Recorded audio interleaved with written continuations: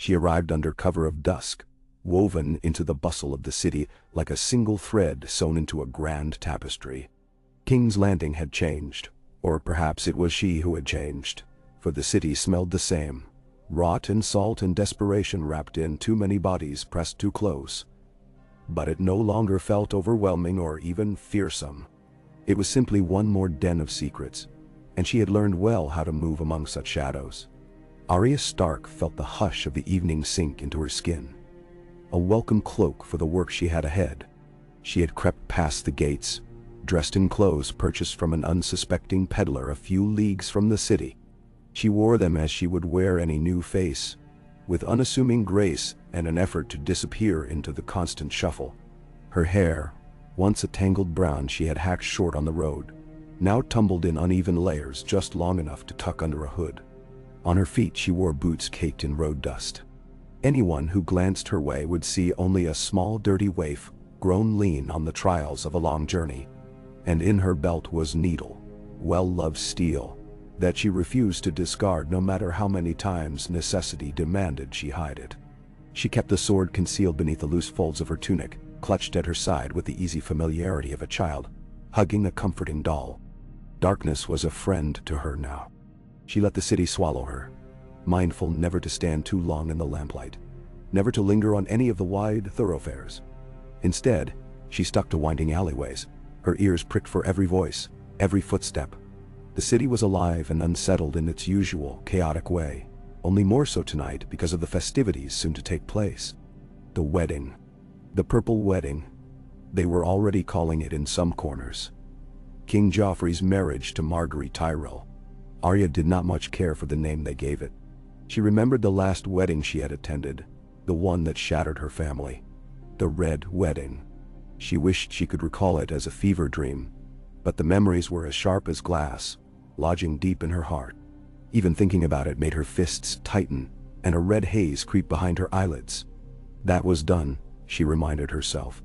She was not the same girl who wept and cowered in fear, uncertain and naive. She had grown. She had a list. She had people to kill. And though she had told herself there was an order to it, a slow, careful vengeance that had to be doled out, there was one face in particular who haunted her with a new and urgent clarity now that she was here. Littlefinger. She remembered Pettier Baelish's mocking tones when he visited Winterfell those long years ago, the sly glances he gave her sister Sansa, the way he spoke with an oily, untrustworthy persuasion that made Arya's skin crawl. Even as a child she had known he was not to be trusted. Later, in the scorching courtyard of King's Landing, before everything went to hell and her father was taken from her, she had seen how Littlefinger whispered in Lord's ears, how he manipulated events with a single phrase, or a single well-placed silence. She had no proof, no witness to the evils pinned on him, but she knew. He was as responsible as anyone else for betraying her father, for the chain of tragedies that followed. And so, he joined her list, even if it took her a long time to memorize the shape of his cunning smile in her mind's eye, to turn the memory into an oath. Valar Morghulis, she reminded herself with a stealthy exhale. Tonight though, or perhaps soon, she would see him pay. She approached a lean-to near the foot of an abandoned wharf by the Blackwater, the boards of the dock worn and slick with algae.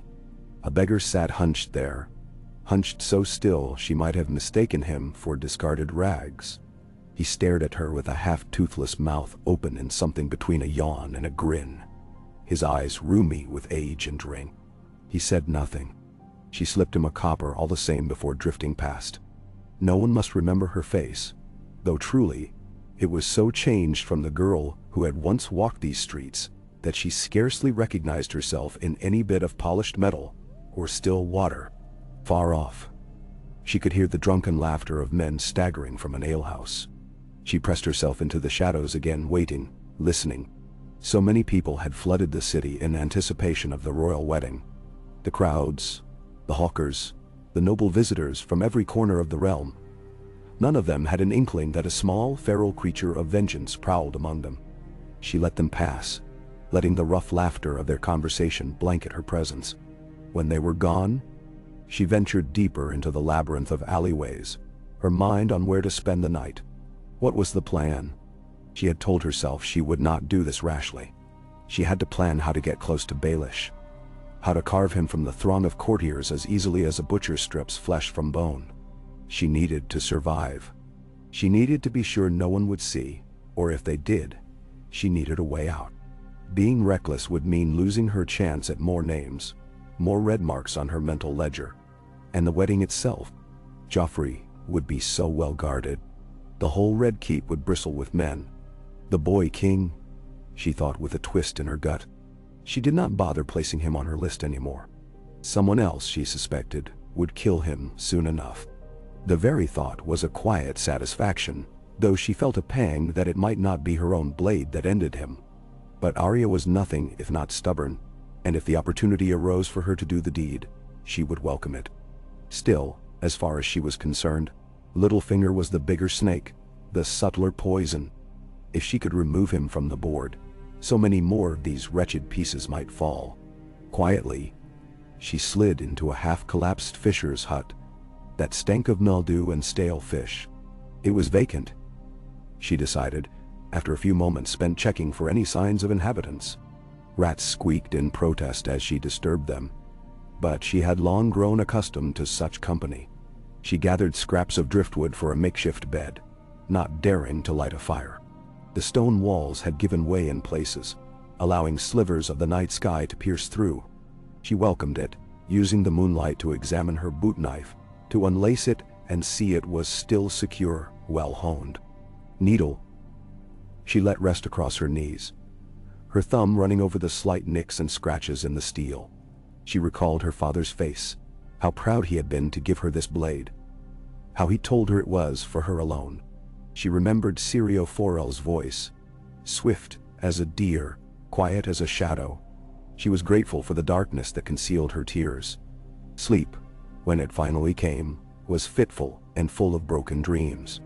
She saw her family, the ghosts of Winterfell, the solemn eyes of Bran before his fall, the shy grin of Rickon, her mother's fierce warmth, her father's stern affection. She saw Sansa in 1,000 different ways, smiling with courtesy at suitors, giggling behind a curtain of auburn hair, or else crying out her father's name. Then came the memory of the courtyard, and how it all unraveled. It was Joffrey at the center of it. It was Cersei's ruthless stare. It was Littlefinger's mocking, measured smirk. There in the dream she tried to lunge at him, but her feet wouldn't move, and she woke with her heart drumming against her ribs. Morning came cold and colorless. Birdsong drifted from somewhere beyond the bay, though it was drowned out by the laboring call of fisherfolk and stevedores busily unloading barrels. The city was stirring. She took a moment to nibble on the stale crust of bread she had in her pouch, pushing her hunger aside until it was nothing more than a dull ache.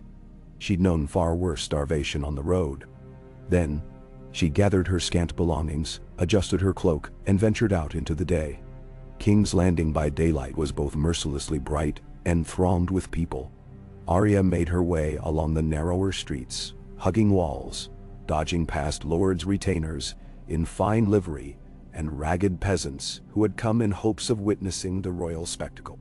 Everywhere she turned, there seemed to be new layers of carnival in the air. Colorful streamers, fresh flowers for sale, vendors hawking spiced wine. The wedding was still days away, but the city had begun its revels early. The crowd's excitement crackled like static in her hair, but Arya felt none of their joy. Her first order of business was to find a vantage point.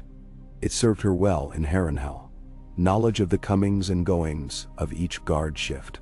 In King's Landing, though, the scale was bigger, more unpredictable. She needed to see the Red Keep, to know which gates would be the least watched, which corners she might slip through, to understand where Baelish might be lodging. He was no mere merchant or lesser court hanger-on. He had become Lord of Harrenhal, she knew, though the place was said to be cursed. He held more influence now than ever. There was a good chance he would be quartered somewhere near the keep, or near the better inns the city had to offer. She needed to find him with minimal risk. So she walked. She let the city's currents guide her. Within the press of people, she could vanish. And vanish she did, even as she made sure to watch and listen. Snippets of conversation washed over her. The king's bride arrived yesterday. She looked radiant. Did you hear about the food? 100 courses, they say. All kinds of exotic game from Dorne. The imp is to handle the finances. The imp. The wedding is rumored to cost more than half the crown's gold. Arya gleaned no immediate talk of Littlefinger from these murmurs, but she was patient. By midday she had ventured close to the hill of Rhaenys, the Red Keep's red stone walls towering above. She felt a pang, memories of how she'd once scaled the keep's walls with some reckless idea of adventure, ignoring all the warnings that it was forbidden. Back then she'd been a mischievous child. Now she was an assassin, or near enough. The keep still rose in austere majesty, its battlements manned by gold cloaks. The royal standard snapped in the breeze, a golden lion upon a crimson field. She wondered how she had ever seen this place without the loathing that now churned in her gut. War changes everything. So does betrayal. She circled the base of the fortress, slipping into side streets that parted around the high walls like a river. Several times, she saw small gaggles of noble retinues clattering by on horseback or in litters, each one accompanied by a swarm of servants. Baelish might be among them, but she doubted he would risk traveling in such an obvious manner. He was cunning, always slipping through cracks unseen, or else making a grand show only when it served some deeper ploy. She couldn't simply poke her head in and risk discovery. She needed an angle. By the time the sun had started its descent, she was footsore and hungry again. She had no coin for an inn, so she found a stable near Flea Bottom where she could nestle in the hayloft. She slipped the stableman a coin or two for some watery stew, endured his cursory glance, and then laid low, feigning sleep, listening for gossip among the stable boys. Once the place settled into a lull, the talk turned bawdy and trivial, until one older boy mentioned, "Lord Baelish came through earlier in a litter with those fancy curtains. Didn't see him, but I heard the carriage wheels squealing. The watch told me to stay out of the road." Arya's pulse quickened. So Littlefinger was indeed in the city, traveling in a closed litter. That made sense. He was no fool to walk among the crowds. She closed her eyes, tucking the information away. If he was moving around this way, he might not be staying in the keep itself. Perhaps he was making visits to and fro, quiet deals, secret meetings. She would keep watch. Eventually, she drifted off, the stench of horse manure barely registering. Morning came again, and over the next several days, Arya found a kind of pattern. She circled the city, mapping its lesser-known alleyways, reacquainting herself with the hidden corners she had once prowled in childish curiosity. Most of the time, she kept her hood up. She stole fruit and bread when necessary, feeding herself just enough to maintain her strength. When it was too risky to steal from a cart or a vendor, she stretched the meager coin she had. No one looked at her twice. There were too many vagrants. She listened carefully for any mention of Baelish. It wasn't until she was loitering outside a wharfside tavern, nursing a cup of cheap ale, that she heard a pair of merchants mention him. The first man, plump and breathless from his own monologue, said, "No shortage of coin from Lord Baelish these days. He's got a finger in every pot, that one. My cousin told me he's got his men stationed near the keep, running messages back and forth. A web of spiders. That's what it is." Arya nodded to herself. She pictured the Red Keep as a hive of rumor and speculation. And it was indeed a place for weavers of secrets. Lord Varys, Baelish, others she neither knew or cared about. She left the tavern unseen. If Baelish had men posted near the keep, she might follow them, track them back to him. Once she confirmed his location, she could plan her approach, plan how to deliver the point of needle. She found her opportunity 2 nights later. Dusk was settling heavily over the city. Torches flared at intervals, painting the streets in flickering light. The smell of roasting meat drifted from some vendor stands, though Arya's stomach rumbled with more suspicion than hunger. She'd spotted 3 men bearing Littlefinger's mockingbird sigil on the pommels of their daggers, quietly exchanging words with a palace guard. They parted ways after a moment, with the men heading off down a winding side street. Arya followed in silence, blending in behind them. They cut through the city swiftly, speaking in hushed tones, though Arya's ears were keen. She picked up fragments. Orders from him, no doubt. Tomorrow evening, after the feast. Should we have the carriage? No, that won't be needed. There's another matter to handle first. Arya's mind raced. Tomorrow evening was to be the wedding feast. She realized with a jolt. She had lost track of the exact day in her pursuit. The city's pomp and hullabaloo had been steadily rising, and now it was upon them. The purple wedding. King Joffrey, Marguerite Tyrell. That meant the Red Keep would be at its most guarded. Yet, ironically, it also meant it would be at its most chaotic. Servants, guests, performers, all scurrying about. Sometimes, chaos was a ladder. She almost smirked, thinking how that phrase might be said by Baelish himself. This time, she would climb that ladder on her own terms. Eventually, the three men arrived at a small mansion on a quiet street near the Iron Gate. A stately lamp by the entrance cast a gentle glow. The building was of modest stone walls, well kept but not ostentatious. There was a gatehouse, and one man rapped on the wooden door. A sliding hatch opened. A pair of eyes peered out. Then the door unlocked. They stepped inside. The door shut. Arya was left alone in the street, watching from the shadows of a tall hedged garden across the way. She waited. Sentries moved along the street in pairs, but none approached. This must be where Baelish was lodging, or at least a place he conducted his private business. She let a quarter hour pass. Lights flickered in the windows. She heard the clink of distant tableware, the faint hum of conversation. She half considered sneaking around the back, but decided that was too rash. She would do better to wait. If tomorrow was the wedding, Baelish would show himself in public. Perhaps at the feast or just after. And if she could catch him off guard, even for a moment, she might slip a blade between his ribs. Then she would vanish among the crowd of revelers before anyone realized what had happened. She left quietly, her heart thrumming with a twisted excitement. That night, she dreamt again of blood and feasts, of wolves snarling at crows perched on a parapet. Dawn came too soon, golden and radiant, as if mocking her dark intentions. The entire city hummed with an almost feverish anticipation, for the wedding was mere hours away. Bells rang out in celebration. The markets bustled with last-minute purchases. Street performers danced around, collecting coins for their tumbling feats. Soldiers in golden armor marched through the main streets. It felt as though the city itself were holding its breath, waiting for something spectacular or terrible to occur. Arya kept to the edges, moving always with caution. She needed to get into the Red Keep somehow, or at least near the wedding hall. The wedding ceremony was to be held in the Great Sept of Belor, if rumor served. But the feast that followed would sprawl across the keep's courtyard gardens and the throne room. In times past, that might have sounded excessive, but she believed it now.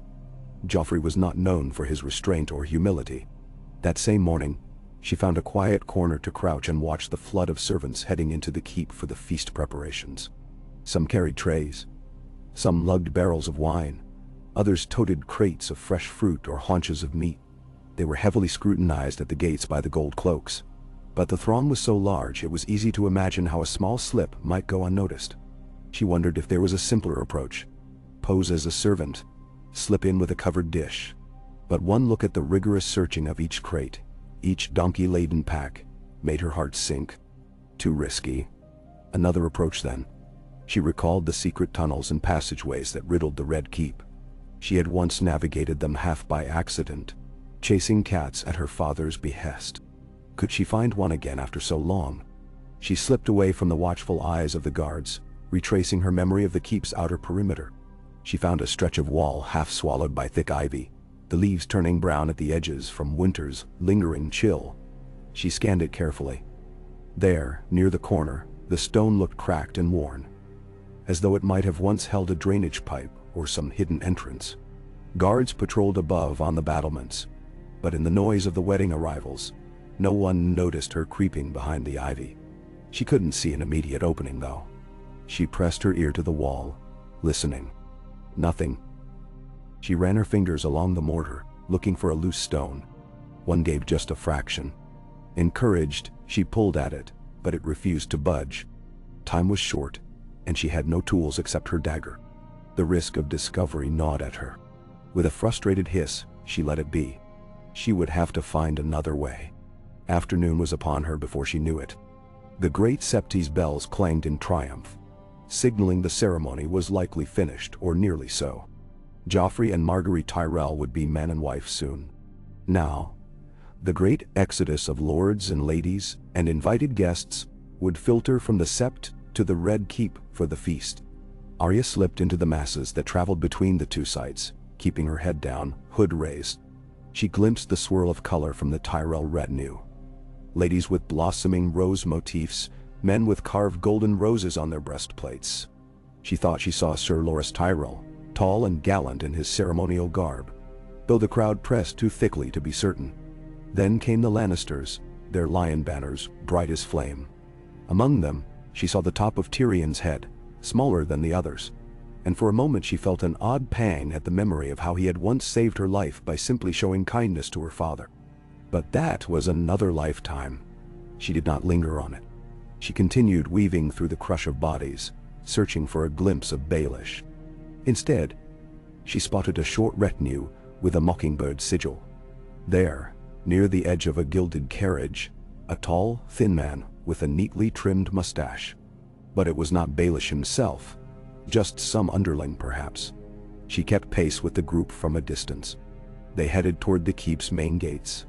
This time, the gold cloaks merely parted for them, recognizing the sigil or the man. This was her chance.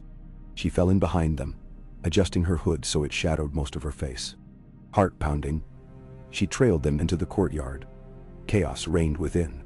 Hundreds of guests poured into the keep's grand courtyard, a wide expanse lined with columns and hung with gold and crimson banners. A dais was being set up near the center, presumably for the king and queen, though many believed they would move indoors soon enough. Musicians tuned their instruments. Servants bustled about carrying trays of wine, while lesser lords and ladies vied for vantage points. The smell of roasted meats wafted from all directions. Arya nearly gagged, so strong was the aroma, but she forced herself to remain calm and alert. She circled around, letting the swirl of activity cloak her. She caught glimpses of many familiar faces from her old life. Meryn Trant, the Kingsguard knight she loathed, was there in his polished armor, scanning the crowd with a cold indifference. Grand Maester Pycelle shuffled by, muttering to himself. She nearly froze when she saw Sansa's old Septa. Septa Mordain, in her mind's eye. But of course, the woman was long gone. Ghosts, that's all they were. Another life. Time stretched oddly. The king and his new bride would arrive soon to the feast. Arya needed to find a vantage point, someplace she could linger unnoticed and watch for Baelish. The courtyard was too busy. Then she recalled the small balconies that overlooked the gardens. She'd seen them before, when she was younger, though she never stepped foot on them. They were typically used by minstrels or lesser court functionaries. She spied a wide stairway leading up to one side. 2 guards stood at the base, checking invitations. She had no such invitation, but a group of musicians in matching blue and silver livery approached, and the guards parted to let them ascend. Arya saw her opening. Slipping around behind the group, she made herself as small as possible, hugging the instrument cases they carried. The guards, beset by the swirl of colorful guests, did not notice the extra shadow passing by. She ascended to the balcony. Once there, she took a quick look around. No one lingered here yet. It was more a walkway than a proper balcony, lined by slender columns that looked down on the courtyard below. From here, she had a clear view of the dais and the main throng. Perfect. She crouched behind one of the columns, out of sight, but with a vantage that allowed her to scan the guests. Below, the feast was in full swing. Tables groaned under the weight of succulent dishes, whole boars glazed with honey, bowls of thick stews, pies stuffed with doves. Wine flowed freely, red and arbor gold, poured by harried servants. Lord Tywin Lannister was easy to spot at the high table, his posture ramrod straight, a look of reserved satisfaction on his face. Beside him sat Cersei, her green eyes gleaming with triumph, though it was overshadowed by a subtle tension in her jaw. Arya recognized it as the expression of someone who had forced her lips to smile too often. Meanwhile, Joffrey perched at the center, radiant in gold brocade, a smug grin plastered on his face, as he performed the ritual courtesies for his new bride. Marguerite wore a dress of ivory silk embroidered with golden roses, looking every bit the graceful queen. The crowd cheered every time they shared a kiss. Arya looked on, unsmiling. How she wished she could put her blade into Joffrey right then and there. But she had to keep her mind on Littlefinger. She'd not come here for Joffrey's wedding. She had come to settle a score. She let her gaze drift. Dozens of courtiers she did not recognize paraded below. She saw Oberyn Martell with a fiery glare, wearing bright Dornish colors, flanked by Illyria Sand in a flowing gown. She saw Mace Tyrell, pink-faced with laughter, boasting about the extravagance of the feast. But where was Baelish? Her patience paid off. At last, she saw him, Petier Baelish, stepping into view at the far edge of the courtyard. He was dressed in a doublet of rich charcoal brocade, embroidered with a subtle mockingbird motif. He carried himself with that lazy confidence Arya always found infuriating. Even from this distance, she could see the thin mustache framing his mouth, the slight tilt of his chin, as he surveyed the crowd. He paused to speak with a highborn lady. Arya thought it might be Olenna Tyrell, the Queen of Thorns, though the angles prevented her from being certain. Baelish bowed low, his expression respectful yet cunning. Arya's breath caught. There he was, the man who had spun so many webs, the man who had played his part in the downfall of House Stark. She felt the ghost of a snarl in her throat. "Calm yourself," she admonished silently. Swift as a deer, quiet as a shadow. She flexed her fingers, imagining gripping needle's hilt. But she could not do it here in the open. There were too many onlookers, too many guards. No, she had to lure him somewhere, or catch him off guard. The feast was still young, and it would eventually give way to amusements, to dancing, to drunken wandering. At some point, Baelish would slip away to handle some piece of business, or to speak with someone privately. That was Arya's best chance. She waited, hidden behind the column. Time trickled by. Below, the king made a show of feeding his bride a slice of fine pigeon pie, the assembled guests applauding.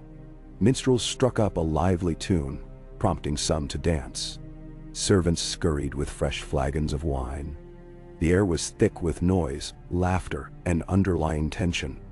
Then Arya saw Baelish move again, drifting from one cluster of guests to another, trading pleasantries.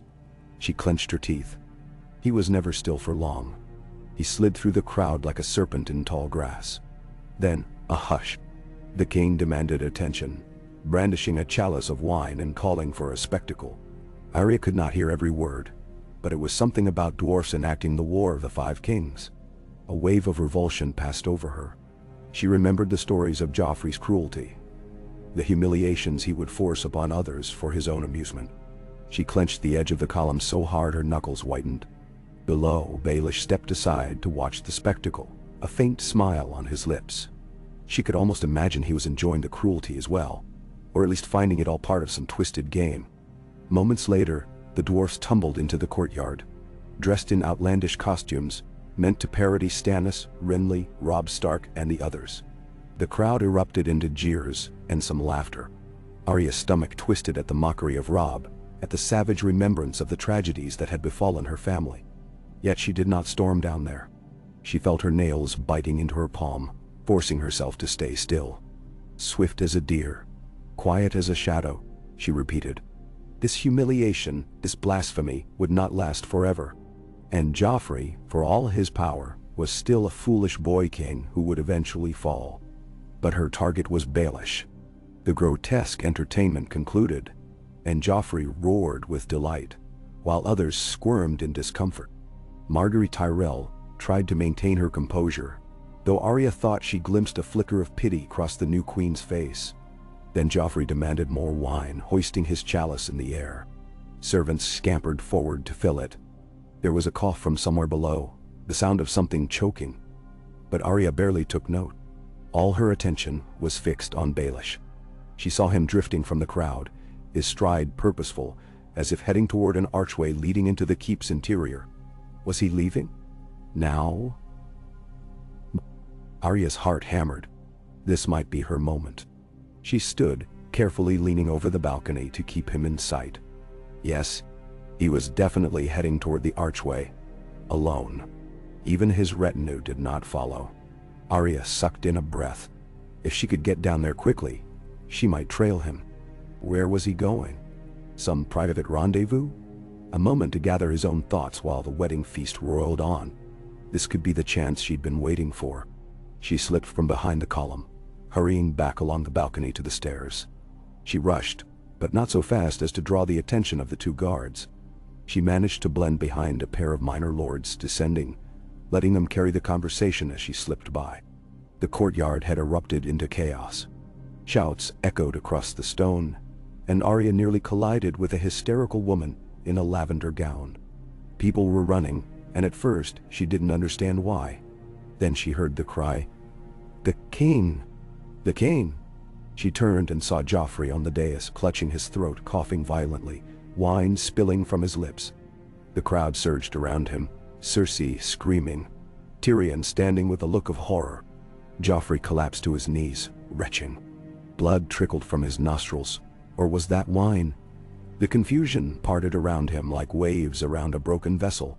Arya froze, her eyes wide, though she did not feel grief.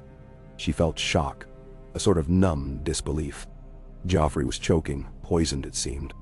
She had not done this, but it was happening anyway. She caught her breath as she realized the crowd would soon be in a frenzy. She risked a glance back at the archway. Baelish was gone. She cursed inwardly, forcing her legs to move. Let the wedding meltdown happen around her. She could still complete her task. If Baelish thought the chaos a perfect moment to slip away, so much the better. She dodged panicked wedding guests, ignoring the screams and the swirl of accusations. The gold cloaks formed a ring around the dais, uncertain, brandishing spears. Servants dropped trays of food in terror, and goblets rolled underfoot.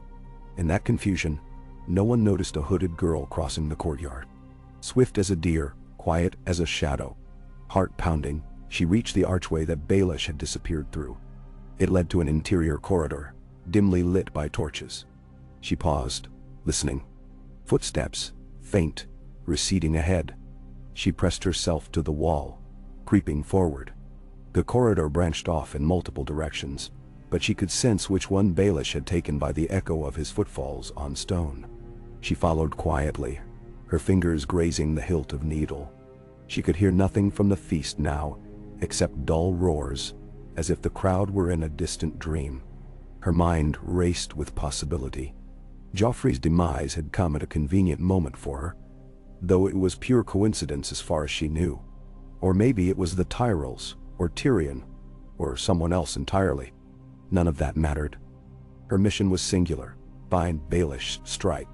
She reminded herself to remain calm, not to let the thrill of near success overshadow caution. He could have guards waiting around any corner. She crept onward, turning a corner. Ahead, she spotted the edge of Baelish's charcoal cloak as he slipped into a side room. She pressed her back to the wall, edging closer.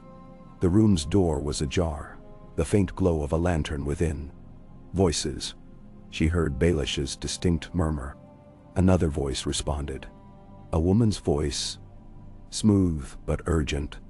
Arya strained to make out the words, catching something about the gift and the boat. She could not piece it together, but she could guess it was some secret plotting, some last-minute arrangement. So typical of Baelish to be wheeling and dealing even as chaos erupted in the courtyard. She tested the door lightly with her fingertips. It did not budge further. She realized they might hear her if she tried to slip inside. She waited, heart in her throat. A moment later, footsteps again. Baelish's voice drew near. Arya caught a glimpse of him in the doorway, his profile lit by the lantern glow. He was alone. The woman must have remained behind. Arya flattened against the wall, listening to his soft footfalls approach. She could do it now. She could wait until he emerged fully, then take him from behind. A quick thrust with needle, a hand over his mouth to muffle any cry. It might work. Her heart thundered so loud she feared he would hear it. Then he stopped. "Don't worry," he said over his shoulder into the room. "I'll see to it personally." In that moment, Arya made her move. She seized the hilt of needle, her entire world narrowing to this single act of vengeance. She prayed for silence, prayed to the many-faced god to guide her hand.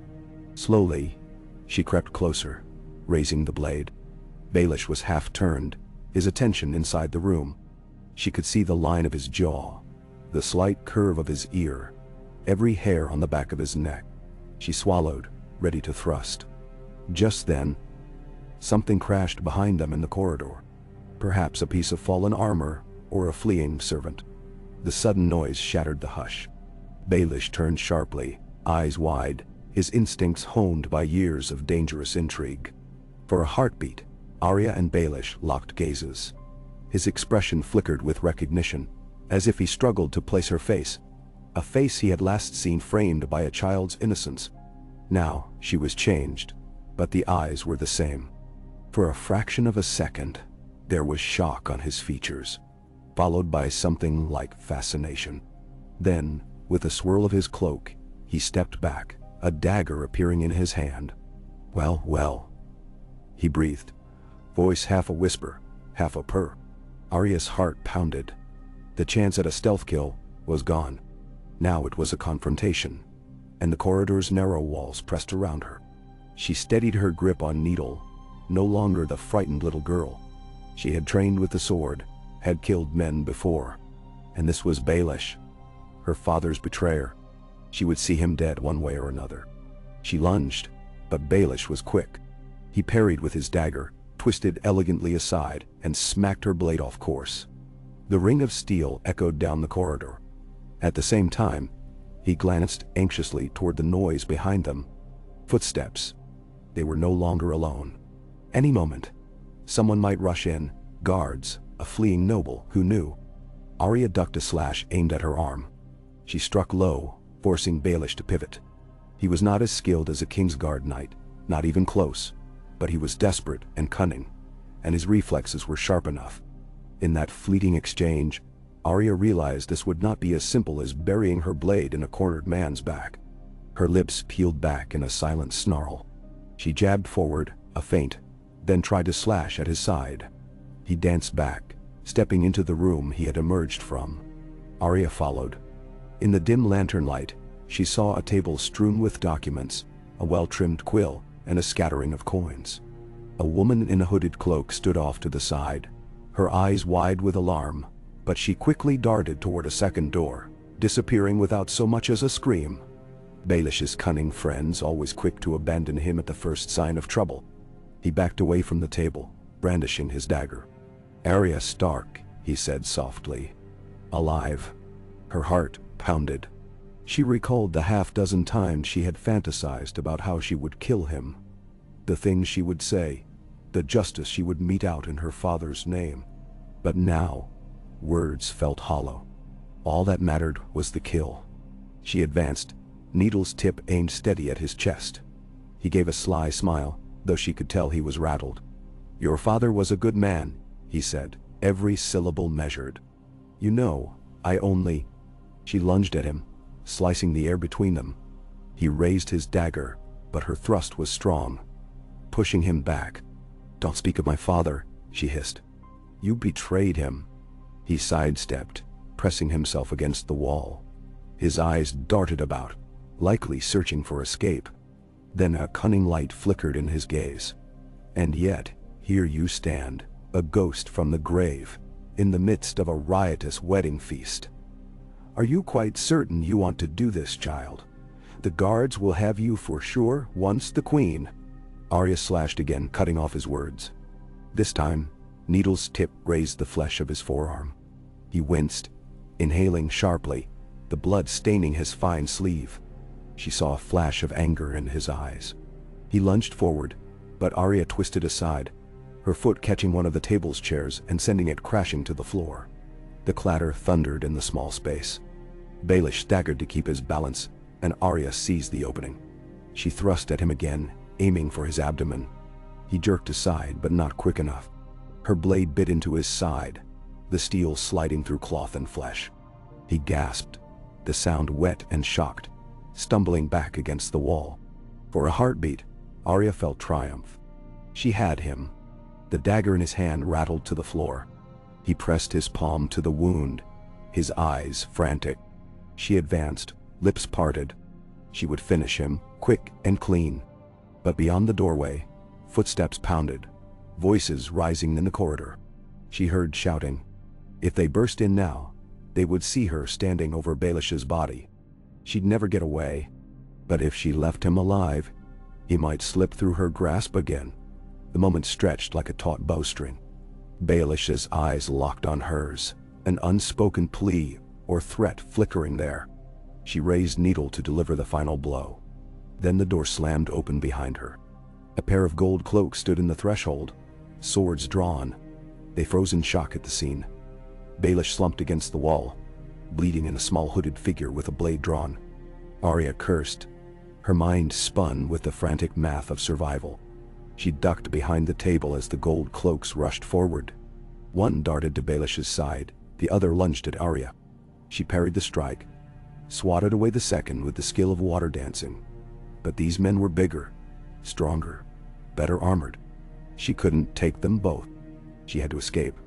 She needed to escape now. She feinted left, then dove right, rolling across the floor.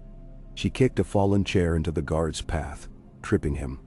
Then she scrambled toward the door the cloaked woman had disappeared through, barging into the adjoining corridor.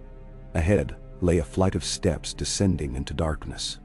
She took them 3 at a time, ignoring the angry shouts behind her. The corridor below led to a storage area. She dashed past crates and barrels, hearing the guards stomping in pursuit. She glimpsed a narrow door ajar, moonlight beyond. She flung herself at it, bursting out onto a secluded terrace overlooking the bay.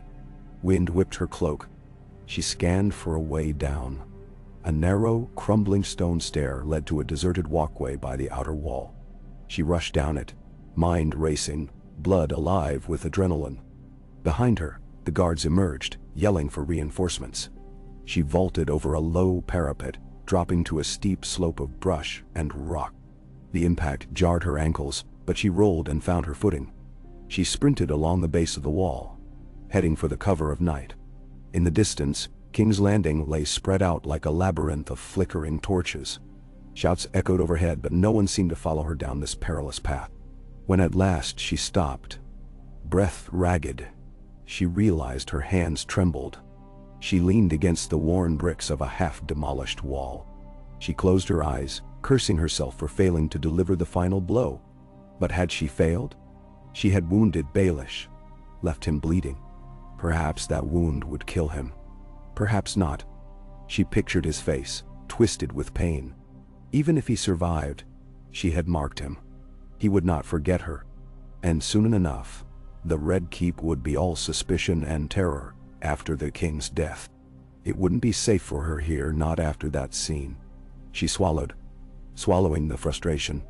The mission remained unfinished. Littlefinger might still draw breath. But her father had once told her that sometimes you must retreat to fight another day. She glanced at Needle, its tip smeared with blood. Baelish's blood. Whatever came next, she had changed the game. She had crossed a threshold from which there was no return. In the distance, the tolling of bells thundered anew, signaling the king's demise to the entire city. In time, the city would know of Joffrey's death. They would whisper of poison, of murder, of conspiracies. Arya wondered if the blame might fall on Tyrion, or the Tyrells, or some other poor scapegoat. She couldn't let herself be caught up in that. She had her own path to walk, and it still had many names on its list. She turned from the glow of the keep and slipped into the night, her mind already racing with questions of where to hide next, how to learn whether Baelish had survived. The name pulsed in her head, Petter Baelish. If he was still alive, she would find him again. And next time, she would not hesitate. She would do what must be done, no matter how many kings or queens or guards tried to stop her. She was Arya of House Stark, and no matter how long it took, she would see him pay. A&A. Her legs carried her far into the night, through streets that were rapidly devolving into a state of confusion and turmoil. She had scaled a slick embankment behind the Red Keep, cut across a crooked alleyway that reeked of decaying fish, and found herself on the edge of Flea Bottom before she could properly breathe again. She crouched in the shadows of a collapsed cart, listening for the shouts of gold cloaks. None of them came close yet, but she could hear cries echoing over the rooftops, could see distant torches bobbing in the dark like angry fireflies. Somewhere in that warren of stone and hatred, Petir Baelish lay bleeding. Perhaps he would die.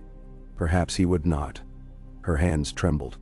She squeezed them into fists until her nails bit into her palms. Even breathing was difficult, ragged. She thought of Sirio Forel's voice, calm as still water. She was not calm. She was a tempest. The memory of Baelish's face, twisted in pain and shock, refused to fade. She remembered the slick warmth of his blood on Needle's blade, the recoil in her arm when steel bit flesh. She cursed herself for not finishing the job, yet the arrival of the guards had forced her hand. If she had stayed another second, they would have seen her face, pinned her beneath their iron grips, ended all her plans. That would do House Stark no good. So she had fled, carrying rage and half-victory in her chest. Joffrey was dead too. That thought should have felt sweeter. She had once sworn to kill him herself, had whispered his name in the darkness as fervently as any other. And yet, the job had been stolen by poison she had not concocted, so that vengeance rang hollow in her ears. Now the city would roil. The capital was no stranger to violence, but a murdered king was a shock to every corner of it. Suspicions would bloom like black mold, weaving from the highest lords to the lowest foot soldiers. Doors would be barred. Gates would be locked. The gold cloaks and the Lannisters would cast a wide net for any conspirators or scapegoats. Even though she had not been the one to poison the king, the simple fact of her presence in the keep, of her attempt on Littlefinger, put her in jeopardy.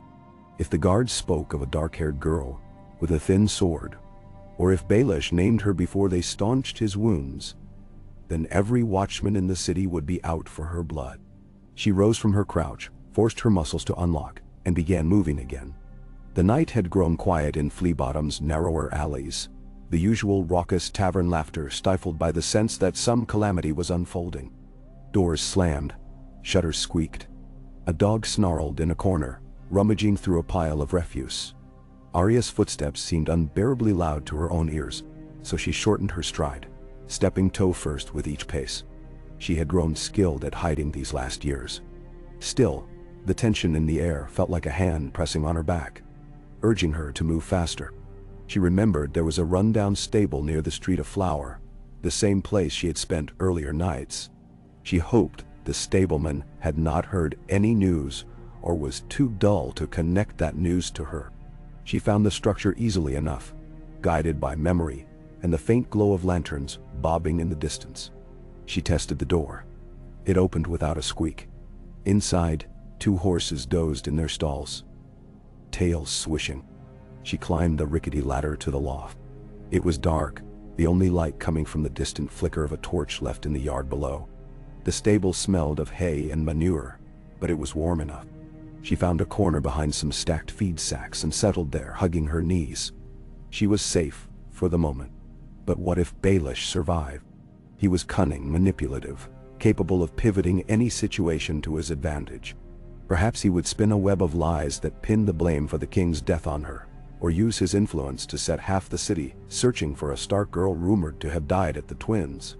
Even if he'd recognize her only in that final moment, it would be enough. She closed her eyes, fists twisting in the hem of her cloak. The memory of her father's face loomed in her mind. This was for him, for her mother, her brothers, for everything House Stark had lost. But now all that might be undone if Baelish alerted the right people. Somewhere in the stable below, the stableman mumbled in his sleep, rolling onto his side. The horses snorted gently. Arya pressed her back against the rough wood of the loft wall and tried to force her mind to quiet. She was too tired to keep watch all night, but also too unsettled to drift into comfortable sleep. And yet, the exhaustion tugged at her, an insistent weight behind her eyes. Eventually, she rested Needle across her lap and let her eyelids close. Dreams came swiftly, tangled and feverish. She saw Baelish leaning on a cane, face pale, a mockingbird laughing as it pecked at his wound.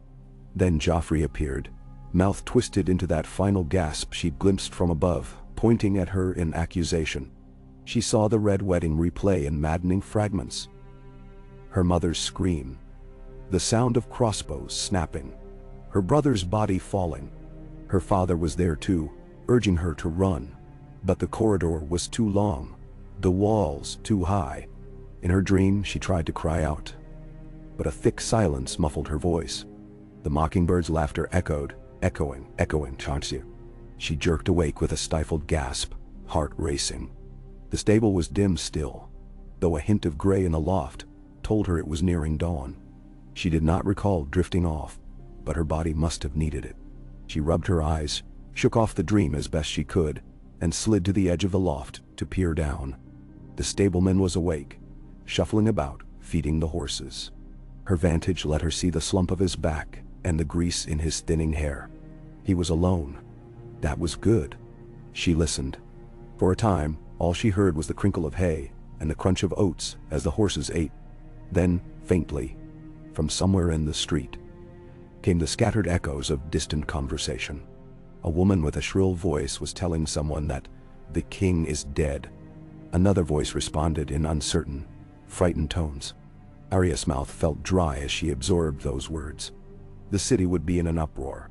She dared not stay here for long. She needed to vanish again, find out whether her name was on the tongues of the watch, and if so, how to remain invisible until she could finish what she started. That thought made her chest tighten. She was not done. She waited until the stableman left, probably to fetch water or take a piss. Then she climbed down, quiet as a cat.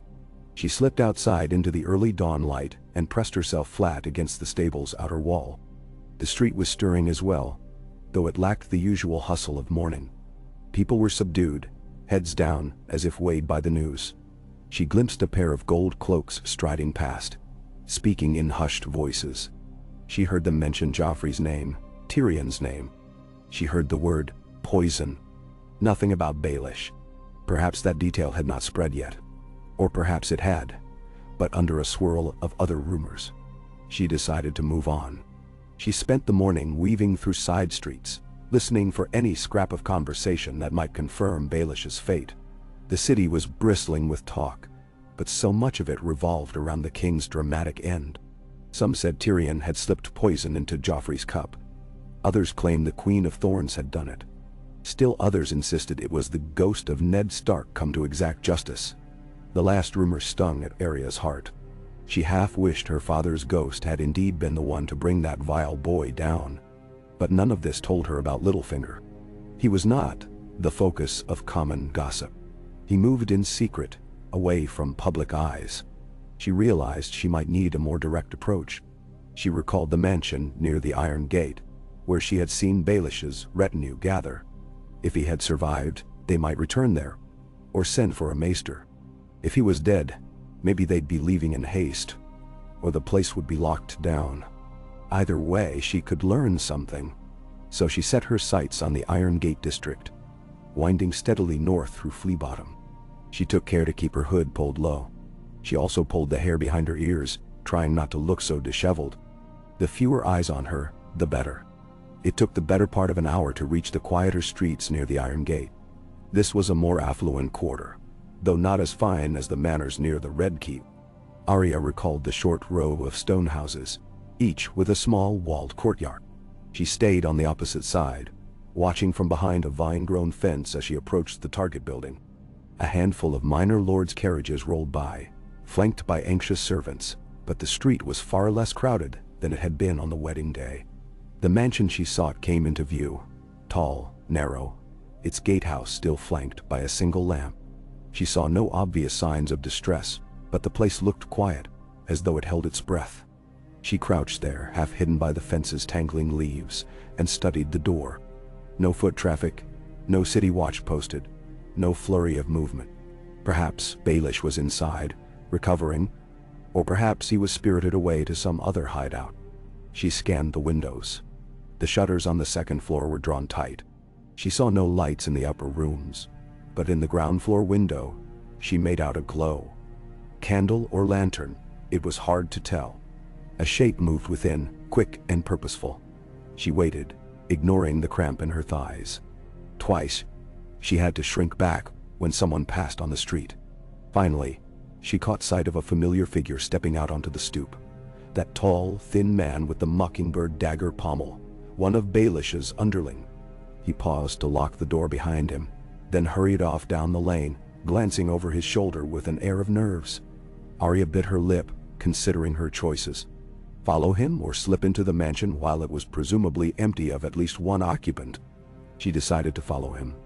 If Baelish lay wounded inside, it would be well guarded, or he might not even be there at all. This underling might lead her to fresh information. So she rose from her crouch and began her pursuit. The man had a brisk stride. He moved in a way that suggested urgency. Arya kept a careful distance, mindful not to let him sense her presence. She had grown adept at tailing people. She knew when to linger near a merchant's stall and pretend to admire the wares, when to duck behind a passing cart or keep her head bowed behind a cluster of ragged beggars. The man wound his way north, past a modest smithy and a row of shuttered shops, toward an older quarter with twisting lanes. Eventually, he stopped at a nondescript wooden door set into a wall. He knocked twice, waited, and a slot opened for a moment before the door swung inward. He vanished inside. Arya hurried across the street, pressing her ear to the worn wood. She heard low voices within but could not make out the words. She tested the door gently. It was barred from the inside. A flimsy bar, she guessed, but not something she could lift without making a sound. Biting her lip, she looked for another way in. A window or a gap in the wall. The lane was deserted, so she risked circling the perimeter. On the far side, she found a shuttered opening high off the ground. If she could get onto the adjoining roof, perhaps she could peek in. She hoisted herself up the side of a smaller neighboring building, using old drain spouts and chipped bricks as handholds. Every time she set her weight on a new foothold, the old mortar threatened to crumble. Her heart hammered, but she climbed steadily until she reached the roof. From there, she crawled across the slanted tiles, belly pressed low, until she could peer over the narrow gap to the shuttered opening of the building where the man had gone. A bit of precarious maneuvering allowed her to drop onto a small ledge and press her ear to the shutters. They were old, and she could feel them rattling slightly. The voices inside were clearer now. She risked a crack in the shutters, letting her eye peer through. Below, in a dimly lit chamber, the man she had followed stood before a small table. Another figure loomed on the opposite side, though only the lower half of that second person was visible from this angle. Arya could see a pair of boots, well made, and a long cloak of dark fabric. The voice that emerged was low, measured. A shame it happened during the feast. The unseen person murmured. "But you say he's alive?" "Yes, my lady," the man replied. "Wounded, lost blood. We got him a maester in the night." Arya felt a jolt in her chest. So Baelish still breathed. She pressed closer, ignoring the swirl of anger that churned in her gut. The woman spoke again. "Where is he now?" "In the hidden chamber, as you requested. He's awake, but weak. It may be some time before he can travel safely." The woman shifted. Arya caught a glimpse of a hood drawn over her hair and a single gloved hand resting on the table. She spoke quietly, but there was an edge to her tone. "I have no time for these delays. The chaos in the Red Keep is too dangerous. If anyone realizes how close he came to being murdered by an unknown assailant, they will suspect 1,000 things. It muddies the waters. Joffrey's death has them all in a frenzy. We can't risk staying here for much longer." "We'll do as you say," the man said nervously. "But I'm not sure he'll survive the journey if we leave too soon." A brief silence. Then the woman's voice, cooler now. "He must. The ship sets sail in 2 days. Make certain he's on one of them." "Nah." Arya's heart pounded. So they intended to smuggle Baelish out of King's Landing. Possibly to the Vale, or across the narrow sea, or maybe to that cursed seat of Harrenhal. She had to learn more. She strained to listen, but the next words were muffled. The woman lowered her voice, and the man seemed to nod vigorously. Then footsteps clicked on the floor. Arya jerked back from the shutter, pressing herself flat to the wall. She feared the woman might approach the window. After a pause, she dared another glance. The woman had moved deeper into the chamber, out of sight, while the man slipped a folded parchment into a pouch at his belt. The conversation ended there. In the hush that followed, Arya heard the scrape of a chair and the click of a door deeper inside. She exhaled slowly. Baelish was alive, hidden in some chamber, attended by a maester, preparing to flee in 2 days' time. She ground her teeth, frustration gnawing at her. She had come so close. Now her target was slinking off to another corner of the world, beyond her reach. Unless she found a way to finish what she started before he sailed, she had 2 days at most. 2 days in which the city would be locked down, with every Lannister guard suspicious of outsiders and rumored conspirators. She had no allies here, no safe harbor, and the risk of being captured was higher than ever. Yet she refused to let Baelish escape. She would not let him slip through her fingers again. Retreating from the shutter was harder than climbing to it, as the ledge was too narrow for an easy about face. She inched backward, gripping the rough stone until her fingers felt raw. Then carefully, she climbed onto the adjoining roof. She perched at the roof's edge and surveyed the lane below. It was empty for the moment, so she lowered herself down and landed with a soft thud, biting back a grunt as her knees absorbed the impact. She adjusted her hood and slipped away, her mind whirling. She needed a plan. The woman, some collaborator of Baelish's, or perhaps an agent of House Tyrell, or the Vale, or who knew what else, had said that Baelish was recovering in a hidden chamber. That likely meant a guarded place, maybe within the mansion near the Iron Gate, or else somewhere else entirely, and they intended to move him onto a ship. Arya could lurk at the docks, watch for any retinue bearing Baelish's mockingbird. But there were many harbors, many quays, and she did not know which vessel to watch. She needed a better vantage. She pondered the best ways to gather intelligence in King's Landing. Spies. Informants? She had none. All she had was her skill at moving unseen and her determination.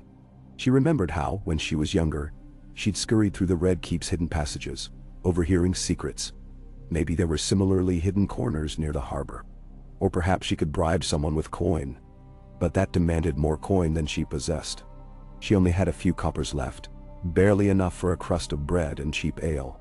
Thievery might be an option if it came to that. She had stolen before, but time was short. Her feet carried her instinctively toward the quieter wharfs, away from the main city piers. She wanted to see if any large ships were docked that looked as though they might be chartered by a figure as wealthy as Baelish. The day was warming. Seabirds circled overhead, screeching at the fishermen who hauled in their nets. She passed a row of warehouses, each stenciled with some house sigil or shipping guild crest. Once or twice, she glimpsed a cluster of armsmen or port officials, but none wore the mockingbird's sigil. She kept walking. She reached an older pier that jutted far into Blackwater Bay, its pilings green with algae. A few brigs were moored there, flying no banners, but the hulls looked well maintained. She found a vantage behind a stack of crates, close enough to overhear the dockworkers' chatter.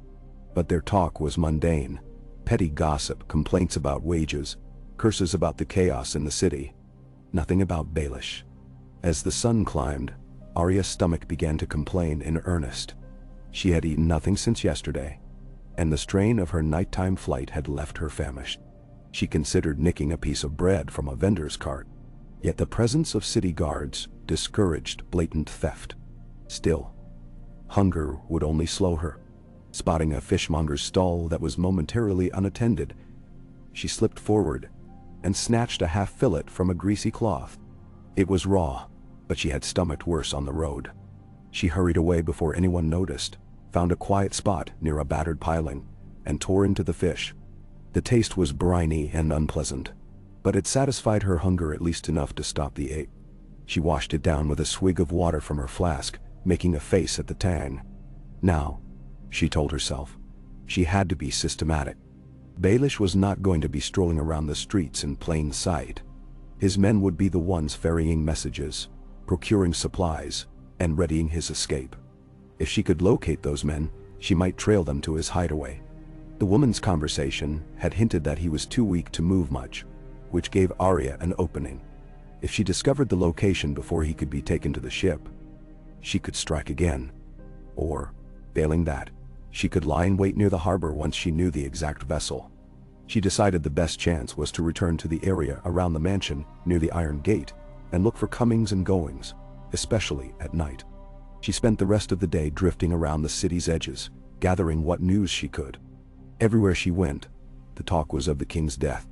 By midday, word had spread that Tyrion Lannister was accused of regicide, thrown into a dungeon. Some people whispered that Sansa Stark had vanished in the chaos. Arya felt a pang at that. Sansa was alive, or at least she had been at that wedding. Now she was missing. Arya did not know whether that was good or bad. She pushed aside the swirl of conflicting feelings. She could not rescue Sansa even if she wanted to. If Baelish was truly behind Sansa's disappearance, and Arya would not put it past him, then that was all the more reason to find him and end him. But no matter how she listened to rumor after rumor, she heard nothing definitive about Baelish's whereabouts or condition. It was as if he had melted into the city's underbelly. That night, she returned to the mansion near the Iron Gate. The street was dark, lit only by a few lanterns. She found a narrow alley across the way where a sagging balcony provided some cover. From there, she had a partial view of the mansion's front door. She settled in to watch, ignoring the chill that seeped through her cloak. Hour after hour slipped by, punctuated only by the dull rattle of a horse's harness as someone passed, or the occasional flicker of lamplight from a distant window. The door of the mansion remained closed. No visitors entered or left. By the time the moon rose high, Arya's eyes felt gritty with fatigue. Her limbs ached from the tension of holding still. She forced herself to remain alert. Then, past midnight, she saw movement. A solitary figure in a hood approached the gate. The figure knocked once, waited, then was admitted. Arya could not see a sigil in the darkness, but she caught a glimpse of the man's face in the lantern glow. Gaunt cheeks, and a single silver ring on his finger. Another retainer, perhaps. The door closed behind him. Arya waited another hour, two, but no one emerged. She stifled a yawn, pressing her lips together. She contemplated whether to try climbing the walls, but the gatehouse was a simple affair, with a guard or doorman behind it, someone who wouldn't appreciate a second intruder in as many nights. The memory of her near capture in the Red Keep corridor still stung. She decided to withdraw for now. If Baelish was indeed recovering in some hidden chamber, it might not be here. But his men came and went for a reason. It was possible that eventually they would lead her to him. The next day dawned dull and gray, heavy clouds blanketing the sky. Arya spent it skulking through alleys, keeping her distance from patrolling Lannister guards. Everywhere, the talk remained on the king's murder. The streets were quieter than usual, with many shops shuttered, as though the city were collectively holding its breath. She made a circuit of the wharfs again, scanning for any hint of a departing ship with a suspicious passenger list. But she found nothing that pointed clearly to Baelish. The hours slipped away in a haze of frustration. Late that afternoon, she found herself passing a small tavern near the Dragon Gate, a modest affair catering to poorer travelers. She paused outside, drawn by raised voices. Two men stood near the door, one wearing the colors of House Baelish, subtle but unmistakable if one knew where to look. Arya flattened herself against the side of an adjacent building, eavesdropping. "I told you he needs a gentler route," said the man in Baelish's colors. "We can't be jostling him over every cobblestone." The other man, dressed in a drab cloak, huffed. "You think I can conjure a silk litter out of thin air? The city is locked up tight. They're checking wagons, searching for any sign of conspirators. We'll be lucky to get him to the docks by tomorrow night unseen." Arya's pulse quickened. Tomorrow night. They were planning to move him. She edged closer, straining to hear. The first man spat. "Then find another route, or bribe the guards if you have to. They mustn't recognize him. If the Queen Regent or Tywin Lannister learns of his condition, or of who attacked him, it will ruin everything." "Master Mus." "Fine," the second man said sharply. "But we need coin for bribes. The gold you gave me is nearly spent. You'll get more tonight. Meet me at the coppersmith's courtyard when the moon is high. I have one final errand, then we'll do the transfer." Arya leaned back, her heart thrumming. Tomorrow night, they would move Baelish to the docks. She had her answer. Now she just needed to find out which dock, which ship. This talk of a coppersmith's courtyard intrigued her. If she followed these men tonight, she might get the last piece of the puzzle. She waited until they parted ways. One went into the tavern, the other strode toward the city's northern lanes. She decided to follow the man wearing Baelish's subtle sigil. He was the one who had given the orders about bribes, so he was likely higher ranked and might lead her to more direct information. The hours until nightfall passed slowly as she trailed him from a distance. He seemed restless, almost frantic. He stopped in at a moneylender's shop, emerged looking grim, then headed toward an upscale area near the Street of Steel. Arya never let him slip from her view. At one point, he nearly surprised her by doubling back, as if he sensed someone might be tailing him. Arya had to duck into a side yard behind a stack of barrels, heart hammering. But he didn't see her. He continued on. Eventually, as the sky darkened, he made his way to a courtyard enclosed by an old coppersmith's workshop on one side and a boarded-up storehouse on the other. A single sputtering lantern hung from a hook near the coppersmith's door. The man paced there, arms folded, occasionally glancing up at the sky. Arya found a vantage atop a short flight of exterior steps leading to an abandoned second-floor balcony. She crouched in the shadows, watching him through the cracks in the railing. Soon, the second man arrived, the one in the drab cloak from earlier. They exchanged curt greetings. The second man said, "Where's the coin?" The first man reached into his pouch, pulling out a small leather bag. 30 gold dragons. More to come if you do this right. We leave from the harbor at dawn, 2 days from now. That was the plan. But we might have to shift it by a few hours. He's not healing as fast as we hoped. Nebeni. What about a litter? We have one in the mansion, but it's not enough. If the city guard stops us, they'll want to look inside. We're planning to disguise him as a grievously ill merchant, half out of his mind with fever. The guards don't like fevers or plagues. He gave a wry, humorless smile. We'll wrap him in blankets, show them how he's coughing up bile. See if that scares them off. If it doesn't, we'll use the coin. Nixon. Arya watched their faces, though the light was dim. She wished she could see more detail, but she recognized enough. Fear? Urgency? They spoke quickly now, anxious to get all their plans set. The second man scratched his jaw. Which ship? The Lady of Liss. It's moored at the third quay past the Green Lighthouse. The captain's been paid well to keep his mouth shut. We'll board in the hour before dawn tomorrow. No fanfare. We'll have him installed in a small cabin out of sight until we set sail. Arya felt a cold tremor in her limbs. The third quay past the Green Lighthouse. Now she had a location. By tomorrow's dawn, Baelish would be carried onto that ship, and if he boarded, it would be near impossible to strike without being outnumbered by the crew. Unless she found a way to catch him on the route. A feverish merchant in a litter, heading toward the Lady of Liss. She chewed her lip, thinking. If the city watch stopped them, that might slow them. But probably not enough for her to guarantee a clear kill. She needed to create her own advantage. Perhaps she could intercept the litter in a narrow lane, pick off any guards, and finish Baelish at last. But such an ambush required cunning. She was only one girl, armed with a slim blade and a short dagger. They might have half a dozen men. More, if they expected trouble. Yet she had no illusions. This would be her last chance. Once Baelish reached that ship, he'd vanish across the sea or vanish into some domain out of her reach. He might eventually return, but who knew when or how? Arya doubted she would live long enough to track him all over again. No, this was it. She had to strike tomorrow morning, ideally before they reached the quay. She might sow confusion, pretend to be part of the city guard, or exploit the rumor of plague. Or she might simply rely on the element of surprise, the swiftness of a water dancer's blade. Below, the conversation ended. The men parted ways, each disappearing into the gloom. Arya waited until she could no longer hear their footsteps. Then she climbed down from the balcony and slipped back into the night, her mind churning with the plan she needed to enact. Tomorrow, in the hour before dawn, she would wait near the route from the mansion to the harbor.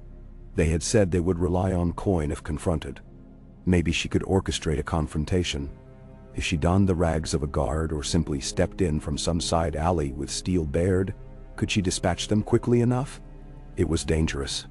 She had no illusions. But danger had been her companion for too long already. She scouted the route that very night, reasoning that they would take a direct path to the harbor, but also a path large enough for a litter. The main thoroughfares had more watch presence, though. Perhaps they would choose a smaller lane. She recalled a broad but less frequented stretch near the wharfs where a street named Hook Alley curled around a row of abandoned warehouses. That might be an ideal place to set an ambush. She explored it in the dim torchlight, studying the corners, the doorways, the vantage points overhead. One building was half burned. Its upper level collapsed, leaving a tangle of broken rafters. She clambered up, testing if the vantage might allow her to drop onto the litter from above. But the beams shifted dangerously. Too risky. She needed firm ground. At last, she settled on a spot where the alley narrowed briefly between two sagging warehouses. A broken wagon was strewn across one side, leaving just enough space for a litter to pass, but with no easy means of turning around quickly. Perfect. Anyone traveling through would be forced into a tight choke point. If she positioned herself behind the wagon or in a recessed doorway, she could launch a sudden strike. She could try to kill the litter bearers first, cause them to drop Baelish. Then she'd only have to deal with the armed guards or the retinue. It was a grim plan, but she'd grown used to thinking in such terms. She was not the little girl from Winterfell who fussed about the fairness of knights. She was something else now, a blade in the dark.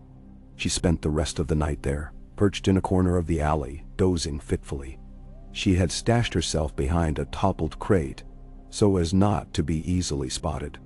On the street above, occasional footsteps passed, but none lingered. The city was on edge, no doubt, but that meant fewer patrols wandering aimlessly. Dawn would come soon enough, and with it, the moment of truth. She tried to sleep, but her mind raced, rehearsing the potential ways the ambush might unfold. Her arms quivered with anticipation, and each time she closed her eyes, she saw Baelish's face again, sneering, cunning, always one step ahead. But this time, she would surprise him. She had to. In the final hour before dawn, she roused herself fully. The sky was a murky, pre-dawn gray. A thick fog had rolled in from the bay, seeping into the city's lower districts, making the street lamps seem faint and ghostly. Perfect cover, perhaps, or perhaps an added complication. She took up a position behind the broken wagon, carefully loosening her limbs, stretching. She would need to be fast, fluid. She checked needle, tested the dagger in her boot, breathed through her nose. Calm as still water. Time dragged, every nerve in her body strung taut. She listened. For a while, all she heard was the dripping of moisture from the rooftops, the distant call of a gull, then hooves on cobbles. She tensed. A single rider approached the mouth of the alley, paused, then continued on. Not them. She exhaled, repositioned. Another stretch of silence. Then the faintest echo of wheels, cart wheels or a litter's carriage pole scraping the ground. It was hard to tell. She cocked her head, heart pounding. Closer, closer, accompanied by hushed voices, footsteps. Yes, it had to be them. They emerged from the fog, a small group. 2 men in front, scanning the way with cautious eyes. They carried swords at their hips. Behind them came 4 litter bearers, straining under the weight of a canopied litter draped in cloth. A figure lay within, hidden by blankets. Arya couldn't see the face but saw an arm dangling limply. That had to be Baelish. 2 more men followed behind, forming a loose guard.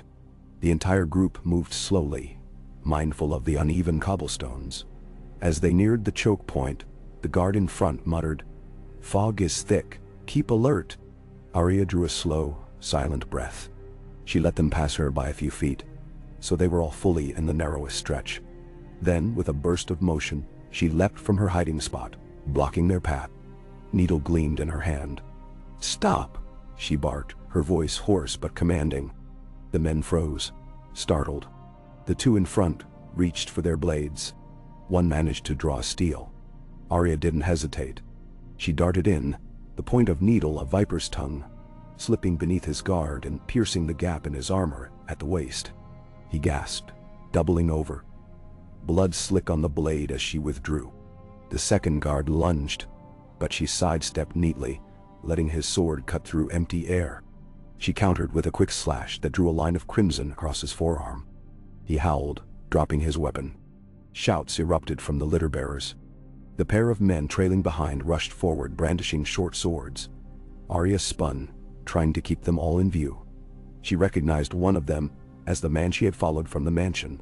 His face was pale with shock and fury. "You!" he roared, eyes flicking to the distinctive sword in her hand. "It's her." They closed in, flanking her from two sides. Arya's mind was calm in the storm. Each breath a counted measure. She feinted at the man on her left, pivoting to keep the broken wagon at her back so they couldn't surround her fully. The man on her right slashed, forcing her to duck. She felt the rush of air over her head. Then, quick as a cat, she came up beneath his guard, needle biting into his side. He stumbled, cursing. The other swung wide, catching her shoulder with a shallow slice. She hissed in pain but danced away before he could follow through. Behind them, the litter bearers were panicking. One dropped his corner of the litter, nearly tipping its occupant out onto the street. Arya glimpsed a pale hand clutching the litter's frame. A quiet moan. Baelish was awake. She saw the shock in his eyes, the recognition. She took advantage of the confusion.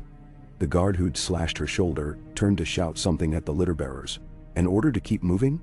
She darted in, driving needle through the soft spot behind his collarbone. He choked, eyes going wide, and collapsed. Now only one swordsman remained standing, plus the wounded one, who had dropped his blade. The latter scrambled to retrieve it, cursing at the agony in his arm. Arya advanced, blood pounding in her ears. The last man with a sword decided he'd had enough. He lunged, a wild overhead swing. She sidestepped, letting his blade clang against the cobbles. Then she slashed across the back of his neck. He dropped with a gurgle. Her own chest burned from the exertion, and that cut on her shoulder pulsed with each heartbeat. She grit her teeth. The wounded guard had reclaimed his sword, but he hesitated, glaring at her from a few paces away. He glanced at the rest of his fallen or dying companions, at Baelish in the litter. Then he turned tail and ran down the alley, his footsteps echoing in panic. She let him go. He was no threat now. She whirled toward the litter. The bearers had dropped it entirely, cowering behind it. Baelish lay half-propped among cushions and blankets, his face ashen, a bandage peeking from beneath his shirt, presumably where Arya's blade had pierced him before. He seemed weaker now, his brow slick with sweat.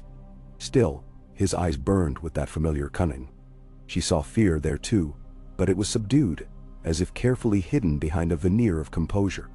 "Arya Stark," he rasped, voice trembling. "I should have guessed you'd come for me again." She stepped over a fallen guard, needle raised, her breathing ragged. "I told you not to speak my father's name," she said, voice thick with emotion. "But you did worse. You betrayed him, all of us." He licked his lips, swallowing. "Your father's downfall was bigger than me, child. This war." "Don't call me child." She leveled needle at his chest. The litter bearers trembled, uncertain whether to flee or remain. One of them tried to inch away, but she fixed him with a lethal glare. He froze. Baelish coughed, wincing. "You know how the game is played, Arya. One man or woman cannot." She lunged, pressing the tip of needle to his throat. Her eyes stung with tears she refused to shed. "I don't play games," she said. "Not anymore." His lips parted, perhaps to bargain or spew lies. But she had no interest in hearing them. She thrust needle forward, quick and sure, the point sliding under his jaw, through flesh and bone. His eyes went wide. He made a soft gurgling sound, one hand scrabbling at her wrist in a feeble attempt to push her away. She met his gaze, refusing to flinch. This was for her father, for her mother, for Robb, for all the ways Petyr Baelish had turned the wheel of fate against House Stark. She felt the hot gush of his blood spill over her fingers.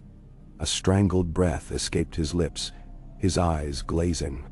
Slowly, the tension left his body. She pulled needle free and stepped back. Baelish's head lulled to the side. His chest gave a final twitch, then stilled. The mockingbird was gone. For a moment, the alley was silent, except for the shuddered breathing of the terrified litter-bearers. Arya's heart pounded. She didn't feel triumph so much as a hollow release. Something knotted in her chest loosened, leaving her uncertain, quivering, and dangerously close to tears. But she forced herself to stand straight. Valar Morghulis. She moved away from the litter, letting Baelish's body slump against the cushions. The bearers stared at her, eyes round with horror.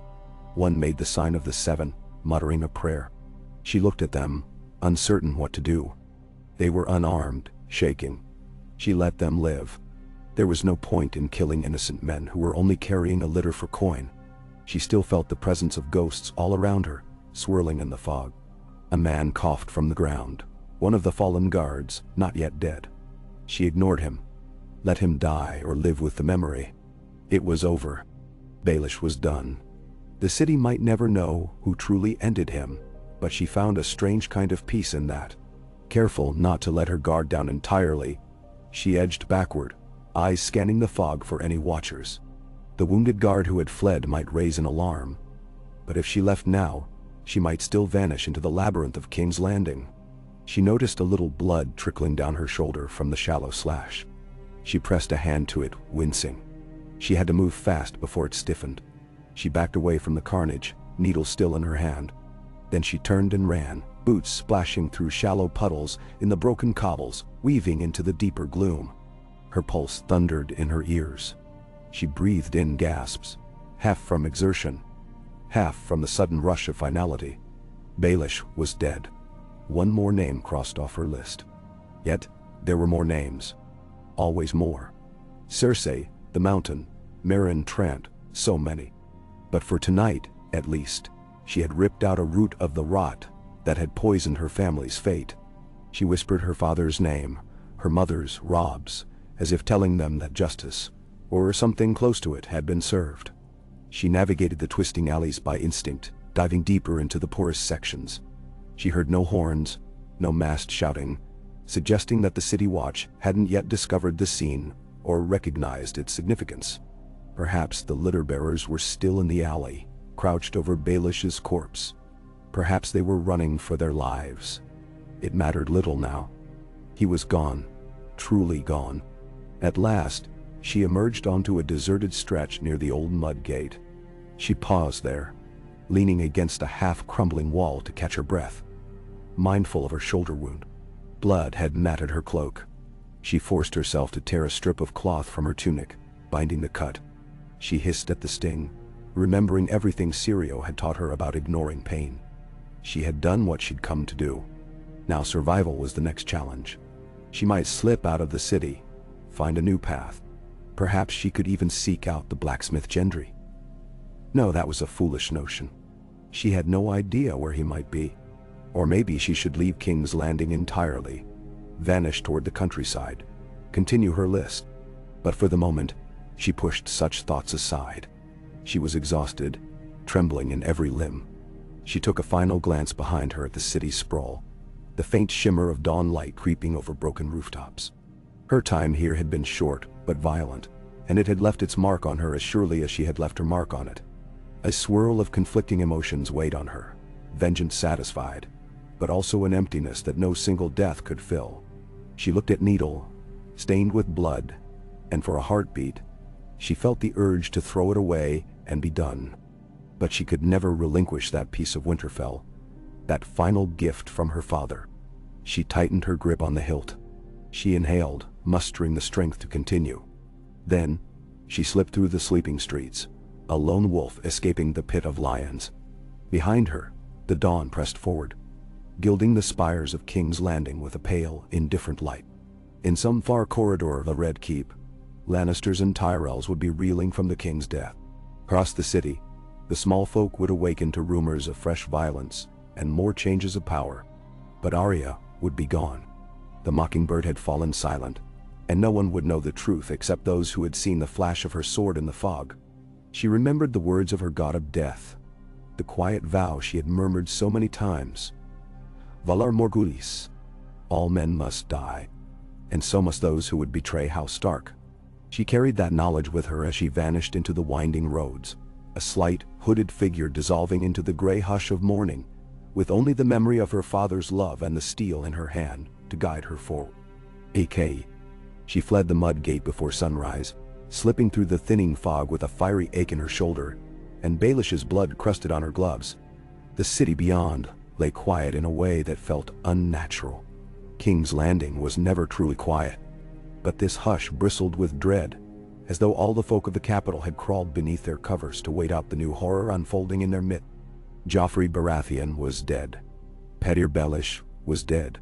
And Arya Stark, scarred by both destiny and her own hand, drifted among the alleyways with a wounded arm and a hollow sense of finality she could not quite wrap her mind around.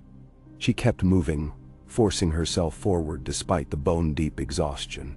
The city rose around her in slopes of broken cobbles and leaning shanties, but her eyes felt half-lidded and her cuts throbbed each time she stumbled. She had to find somewhere to dress the wound properly, or at least someplace to rest. Yet she kept imagining how any moment a troop of gold cloaks might spill from a side street, swords raised, crying out for the culprit who slew Baelish. She didn't know if word of that killing had spread yet, but sooner or later, it would. He was too important a piece in the court's game to vanish quietly. She could not be in the city when that happened. She needed to leave, quickly. Still, leaving King's Landing was no simple matter. Guards manned every gate, more so now that the city reeled from the king's poisoning. They would be suspicious of any traveler. Arya wished she could shrink small enough to slip through a sewer grate, vanish like a rat. She had half a mind to try, but her shoulder wound made the thought of crawling through muck unbearable. She swallowed, pushing through the pain, making a plan as she walked. She would seek out the small stable near Flea Bottom again, bribe or threaten the stableman if she had to, and secure a horse. Then, in the chaos of morning, she would attempt the southern gate, or perhaps the Dragon Gate on the eastern side. The watchers there might be too busy searching wagons of Tyrell retainers to notice a single slip of a girl riding out alone. She passed a pair of ragged men hunched beside a guttering torch. Their eyes tracked her with dull curiosity, but they made no move to stop her. She gave them no reason to. She was a slight figure in a dark cloak, and though her face was worn by sleepless nights, they saw the steel glint of a sword at her side. Men who lingered in the gloom of Flea Bottom learned quickly to avoid those who carried themselves like wolves. Arya had learned that for herself long ago. The stable drew near. She recognized the sagging roof, the muddy patch out front littered with horse dung. Dawn's earliest glow revealed the battered sign swinging overhead. She slipped inside. The stableman was dozing in a corner, but he startled awake at the sound of her boots scuffing the straw. He was a grizzled, balding fellow named Gremlin. Arya had overheard the stable boys call him that once. He squinted at her, rubbing his eyes. Then, slowly, he recognized the shape of Needle at her hip. He'd seen her come and go these past few days, always paying a coin or two for a spot to sleep, always disappearing by first light. "Back, are you?" he croaked, his voice thick with phlegm. He cast a glance at the dark stain on her cloak. "By the smell of it, you've had yourself a nasty night."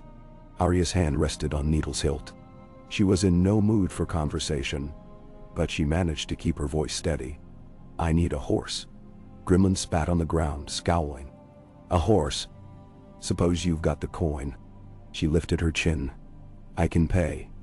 Enough to buy your silence, too." His eyes narrowed. "Don't like trouble, girl, and you look like you're neck-deep in it." "Coin first," she said tersely, fumbling at her pouch. She had a few silver stags left, more coppers, but not enough for a fair price. There was a glimmer of gold, though. She'd taken it off one of Baelish's men days ago, back when she was gathering intelligence. She couldn't recall if it was a dragon or a half-dragon, but it was real gold, and likely worth far more than the stableman's battered nags. She tossed it to him. It clinked at his feet, shining in the half-light. "For the horse, and forget you saw me." Gremlin bent to pick it up, holding the coin to what remained of the lantern's glow. His eyes widened slightly. "Where to slip like you come upon gold dragons?" Arya did not answer, only let her fingers tap Needle's hilt. The man nodded slowly. "Aye, suppose that'll do." He dragged himself to his feet, limped to the stalls. Most of the animals were sorry creatures, but one was a rangy mare with alert ears and slender legs. Grimlin patted the mare's flank as he let her out. "Best I got. She skitters sometimes, but she'll get you away from here if you keep a firm hand." Arya ran her palm over the horse's neck. The mare's eyes rolled nervously, but settled once Arya whispered a quiet reassurance. She took the bridle, then gave the stableman a final look. "You'll forget you ever saw me," he grunted, flipping the gold coin between his fingers. "Girl, for this, I'll forget my own mother's name." She believed him well enough. He had no love for the city guard or for lords who might pry. With a curt nod, she led the mare out onto the street. The early morning haze had grown brighter now, a faint wash of dirty yellow light creeping over the rooftops. She mounted the horse with some effort, hissing as her shoulder flared with pain. Her cloak, damp and stained, dragged against her, but she tried to straighten in the saddle. She needed to look capable if she was to pass for someone with business beyond the gates. She pressed her knees into the horse's flank and guided her through the winding alleys toward the Dragon Gate. It was the closest, though not the best for a discreet exit. Lannisters had men posted at every gate, but the Tyrell retinues might be traveling in or out this way after the wedding turned so sour. She hoped the confusion could mask her. If not, she had her sword. But she was in no shape for a prolonged fight. As she drew nearer, the roads widened, merging into a main thoroughfare. The swirling remnants of a crowd drifted there. Some traveling merchants who had arrived too late for the wedding festivities, or leftover revelers who'd awoken in the street. She saw a few wagons lined up, waiting to be inspected. Gold cloaks stood at intervals, their eyes dull with fatigue or weariness. The king's death had clearly put them on edge. Arya hung back, observing. She counted 6 guards at the gate, a handful of foot soldiers, plus one with an officer's plume. As each wagon approached, they demanded to see the driver's face, rummaged through the cargo, then wave them on if everything seemed fine. A single rider might draw suspicion, especially one wearing tattered clothes and sporting a sword at her hip. She rolled her injured shoulder, cursing under her breath. She could attempt to feign a minor lord's messenger, but her cloak was too ragged and she lacked any sigil or wax seal to prove her station. Alternatively, she could wait until a big wagon or two approached, then slip through the gate behind them. If the guards were bored or the traffic was heavy, they might let her pass. Her stomach clenched with anxiety, though she forced her face to remain impassive. She guided the mare closer, aligning her horse behind a pair of onion sellers, who rattled along in an old cart. She nodded curtly to them, as though she belonged. The driver, a man with pockmarked cheeks, spared her only a brief, uninterested glance. Good. She kept her gaze forward. They inched up to the gate. One guard stifled a yawn, then peered at the onion seller's wares. Onions, turnips, a few sacks of barley. He prodded them half-heartedly with a spear. Another guard circled around to check the driver's papers. Meanwhile, the officer with the plume stepped toward Arya, who made sure to lower her gaze, adopting a look of weary indifference. She braced for his questioning. He frowned at the state of her clothing. "You girl, state your business outside the city." She swallowed, keeping her voice low, so that it might not betray her youth. "Lord Tyrell's stable hand, sent to fetch new feed from the outlying farms." She had no idea if the lie would pass, but she forced herself to maintain composure. "My master lost half his supplies in the chaos yesterday. The wedding, you know." She trailed off, letting the guard fill in the blanks. His gaze flicked to her sword, then to her pale face. "You're armed for a stable hand." She gave a curt shrug, trying not to wince at the movement. "Plenty of bandits along the roads these days. I've lost enough feed to thieves." The guard regarded her for a long moment, brow furrowed. She noticed a tightness in his jaw. He was either suspicious or simply exhausted. From behind them came shouts to move along. More wagons were lining up. The guard let out a grudging sigh and gestured for her to ride on. "Be quick about it. And if you see anyone suspicious on the roads, tell the next patrol. The king's murderers might still be skulking in the area." She gave a respectful nod, nudged her mare forward. A prickle of relief coursed through her. as she passed the heavy iron portcullis. The gatehouse walls pressed around her, but soon she emerged on the other side, into the pale morning light beyond King's Landing. Small camps of travelers cluttered the roadside, some finishing their breakfasts around smoky fires, others loading up wagons. She guided her horse past them, feeling a small bloom of triumph at having slipped the city's clutches. But the triumph was bittersweet. She was leaving behind Sansa, if Sansa was even still there. She was leaving behind the swirl of court politics that had devoured her family. She had exacted a portion of her vengeance, yet the cost was a deeper sense of isolation. She pressed on. After a mile or so, the congestion eased. The King's Road forked in different directions. One branch led north, toward the Riverlands, the other south, toward Storm's End. She paused at the crossroads, uncertain. Home was north, in theory, but Winterfell was no longer the home she had known. Rumors said that the Boltons had taken it, or that it was sacked and empty. If she went there, what would she find? Another piece of heartbreak. Yet going south held no allure either. She could vanish into the narrower roads that wound along the Blackwater, but that might lead her into bandit country. The thought of forging onward alone, wounded, and with so little resource weighed on her. Nevertheless, she spurred the horse north. Part of her reasoned that if Bran and Rickon still lived, they would be somewhere in that direction, or perhaps gone beyond the wall. If the wild stories were true, she had no better plan. There were others on her list who had once journeyed north. Maybe they too needed to meet the point of her blade. But even as she guided the mare forward, her mind returned again and again to Sansa.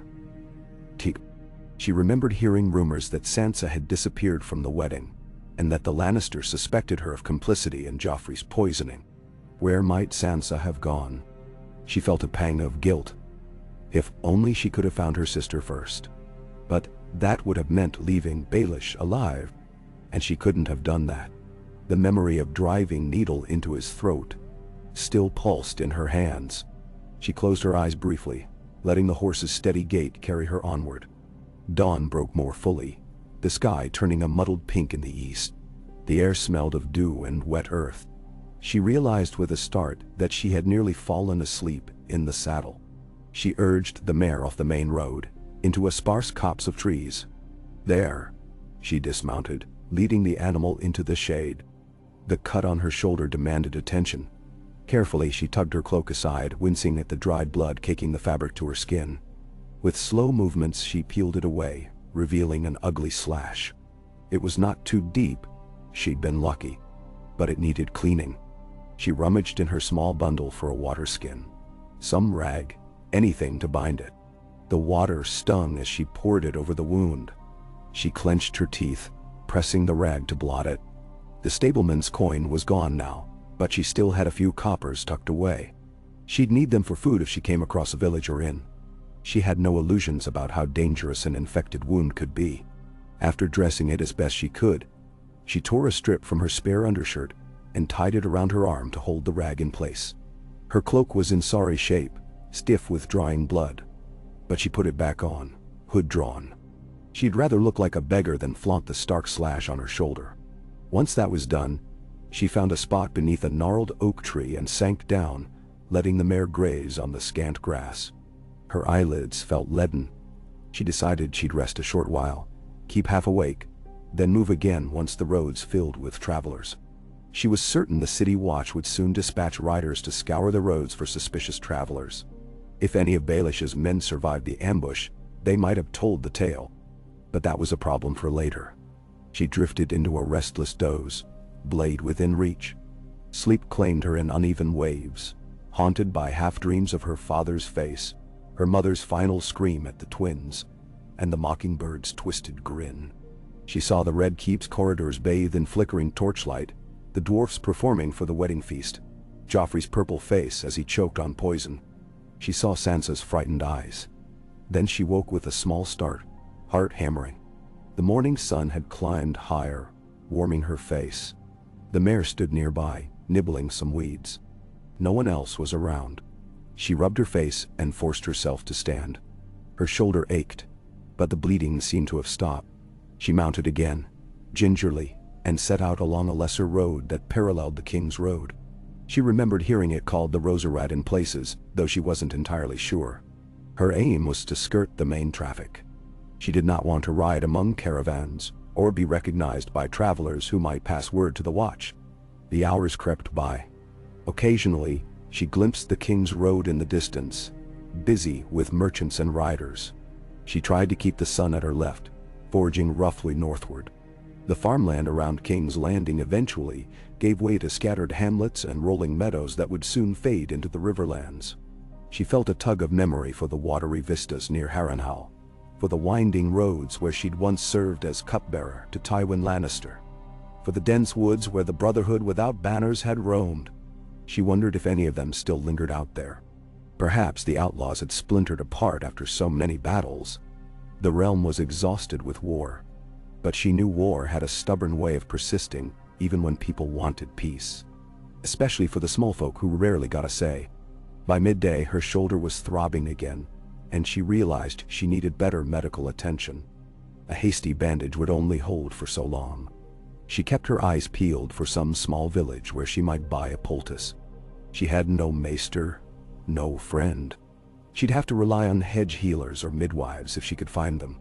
But every time she passed a cluster of huts or a sign of life, she saw only shuttered windows and suspicious faces. Strangers were not welcome, particularly strangers with swords. She nudged the mare onward, deciding she'd stop if she saw a place that looked friendly enough. She found it near twilight.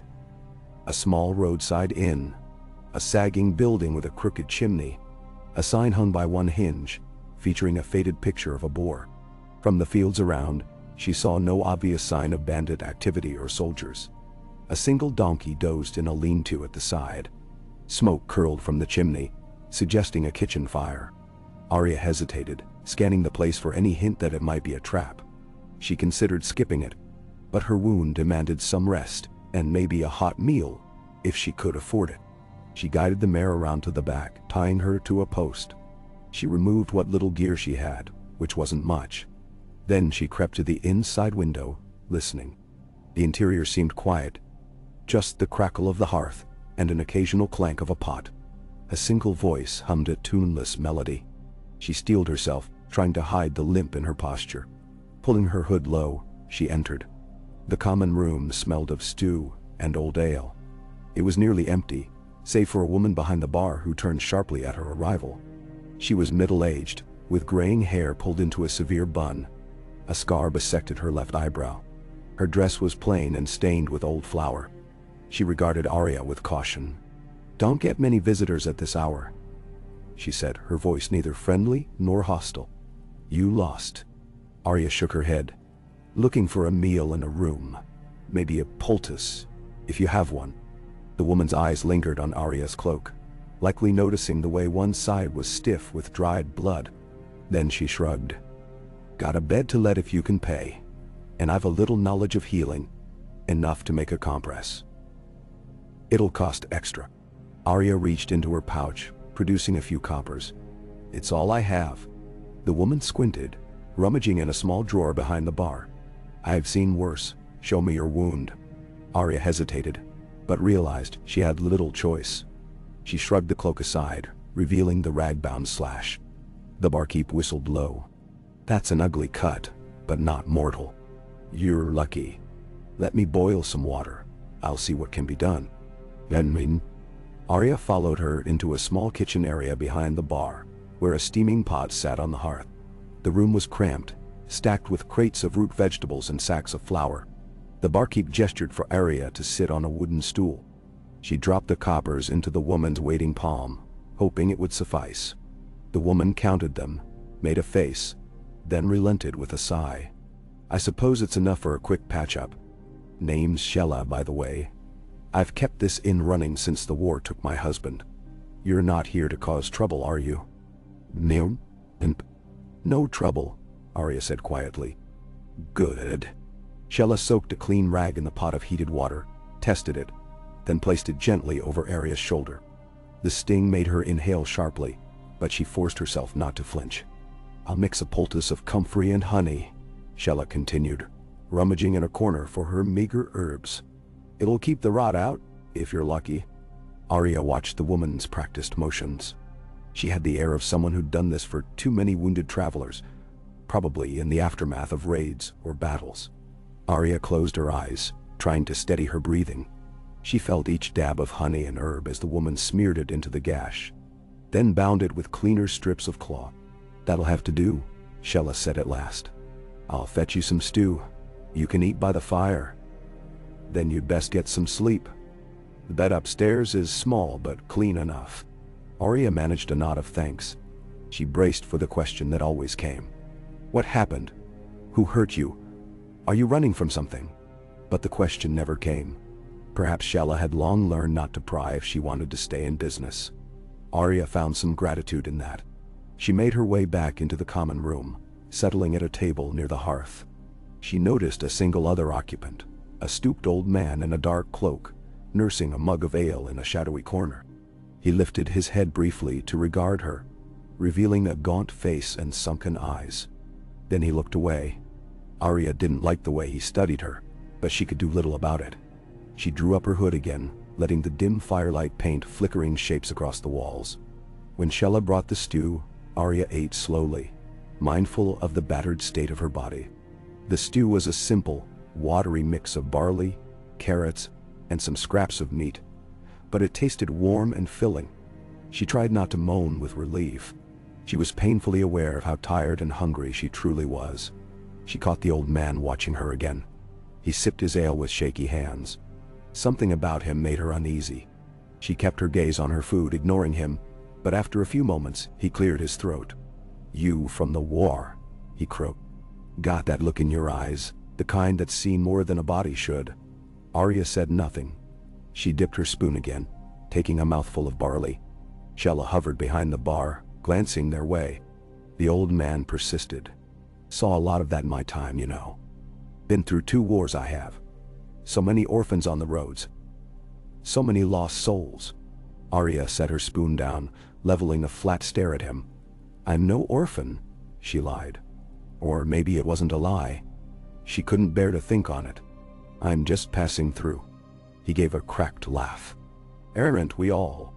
Then he fell silent, turning back to his mug, as if content with that cryptic exchange. Shella brought Arya a cup of water. "Don't mind Sir Walden," she murmured. "He was a knight once, or so he says. Now he's just a lonely old man who sees ghosts in every corner." Arya nodded, taking a sip of the water. It tasted earthy but clean. She felt the warmth of the stew settle in her belly, lulling her toward sleep. She wanted to remain alert, but her body was spent. She blinked heavily. Shella seemed to notice. "Go on upstairs," the innkeep said gently. "I'll see to your mare. She'll be safe in the stable out back next to the donkey." "Thank you," Arya managed. She rose from the bench, ignoring the twinge in her shoulder. The stairs creaked beneath her weight. Upstairs she found a narrow hallway with 2 doors. One was slightly ajar, revealing a cramped bed and a single flickering candle. She entered, slid the door shut, and set Needle within arm's reach on the bed. The linen smelled of old lavender. It was more comfort than she'd had in months. Despite her caution, sleep pulled at her like a riptide. She let herself give in, still dressed, her good arm curled protectively around the sword's hilt. She dreamed of Winterfell's courtyard in the gentle hush of morning. Bran was there, balanced on his old crutch, and Rickon chased after him with a wooden toy. Sansa spun in a swirl of a new gown, the color of deep blue, while their mother looked on with that faint, proud smile. And her father, Ned Stark, stood by the archway, beckoning Arya to come see something. She couldn't quite make out his face, but she heard his voice. "You're strong, little one, but are you sure this is who you want to be?" Then the dream shifted. She was standing in the Red Keep, a sword in her hand, dripping with blood.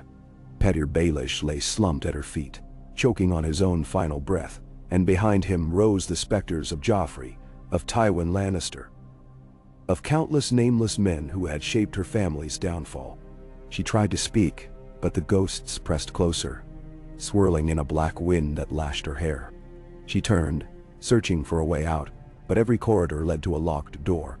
In her dream, she heard her father's voice once more, faint and sad. Arya, what have you become? She woke with a gasp, heart hammering. The candle had guttered out, leaving the room in near darkness. Only a thin streak of moonlight spilled through a narrow window. She pressed a hand to her forehead, swallowing hard. The dream's shadow clung to her skin like sweat. Her shoulder throbbed, the poultice stiff against her flesh. She tested her arm carefully, relieved to find the pain less acute. Then she moved to the window, peering out at the lonely farmland bathed in moonlight. She guessed it was sometime after midnight. Outside, the wind stirred the tall grass, and a pale road stretched into the distance. She wasn't sure if she would be able to return to sleep. The dream had rattled something in her. Her father's question burned in her mind. Is this who you want to be? She had believed it was once. She had believed her vow of vengeance was all that mattered, that the names on her list had to be crossed off no matter the cost. But sometimes she felt the hollow that vengeance left behind. She tried to shake the feeling, reminding herself that she was free. Baelish was gone. A piece of her father's memory had been honored. That had to be worth something.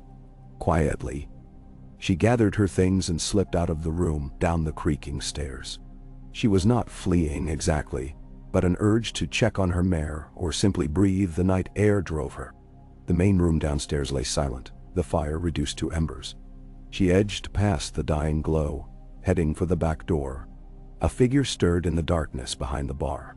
She tensed, squinting.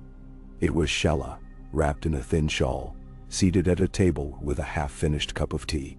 Couldn't sleep? The innkeep asked softly. Arya shook her head. She pressed her lips together, not wanting to share her thoughts. Shella nodded, as though she understood more than Arya said. You can check on your horse if you like, but mind not to spook the donkey. He's a stubborn one. Thank you, Arya murmured.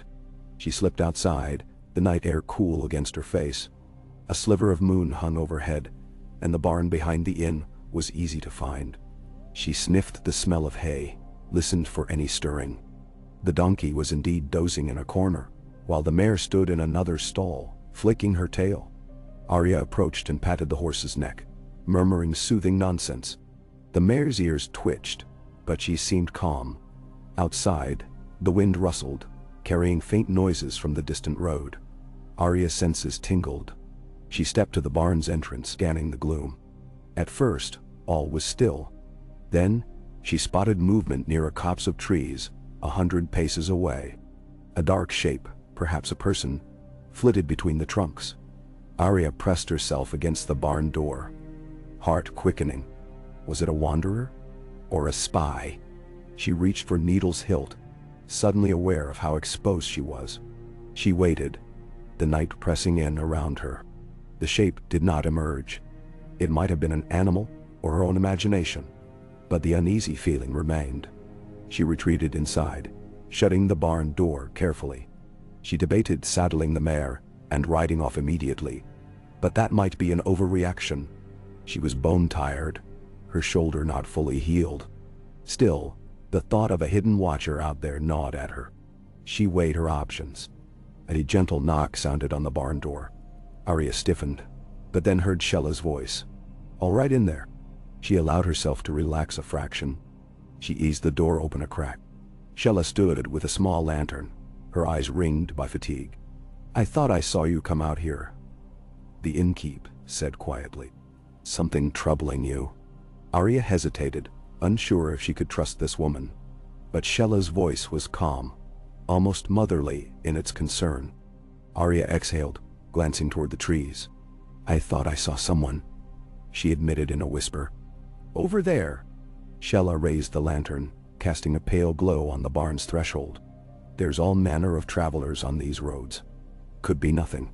Or could be bandits. They usually move in packs though, and we haven't been troubled in weeks. She frowned at Arya's tense posture. You expecting someone? Arya shook her head, bitterness creeping into her tone. No. But sometimes the people looking for me don't come with a friendly face. Shella studied her, then gave a quiet nod. I can stand watch a spell if you like. My husband and I used to do that when the war was at its worst, taking turns so the other could sleep. Now I do it alone sometimes. Old habits die hard. Arya felt an unexpected surge of gratitude. She considered the offer. Part of her wanted to say no. She could handle herself. But another part was so tired of carrying the burden alone. Maybe, for a single night, she could accept help. She gave a curt nod. "If you're sure." Shella tapped the lantern. "I stay by the door.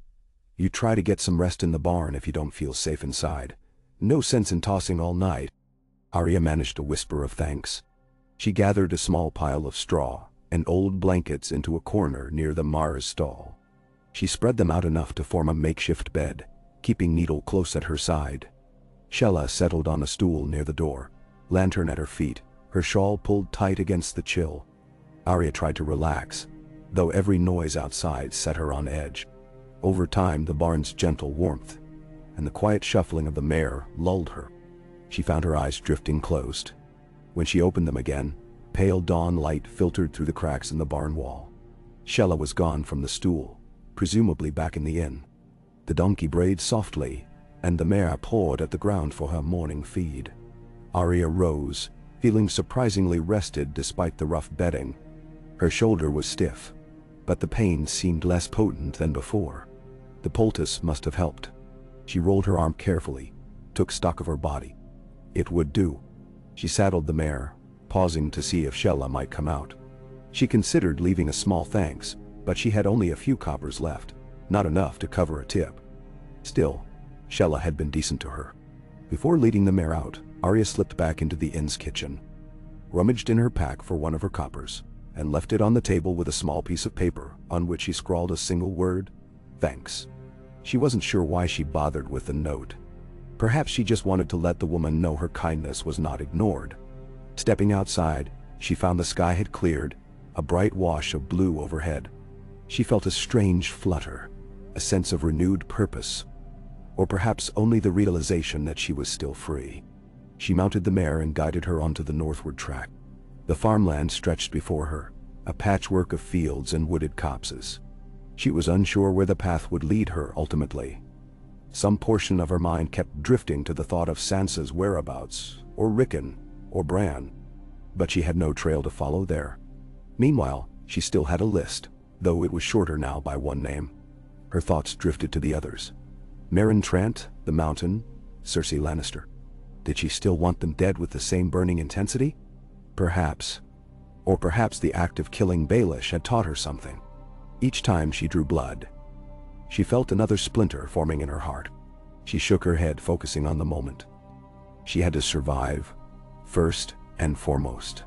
By mid-morning, she spotted a thin spiral of smoke in the distance. That could mean a village or a farmstead. She decided to skirt around it, not wanting to invite new encounters.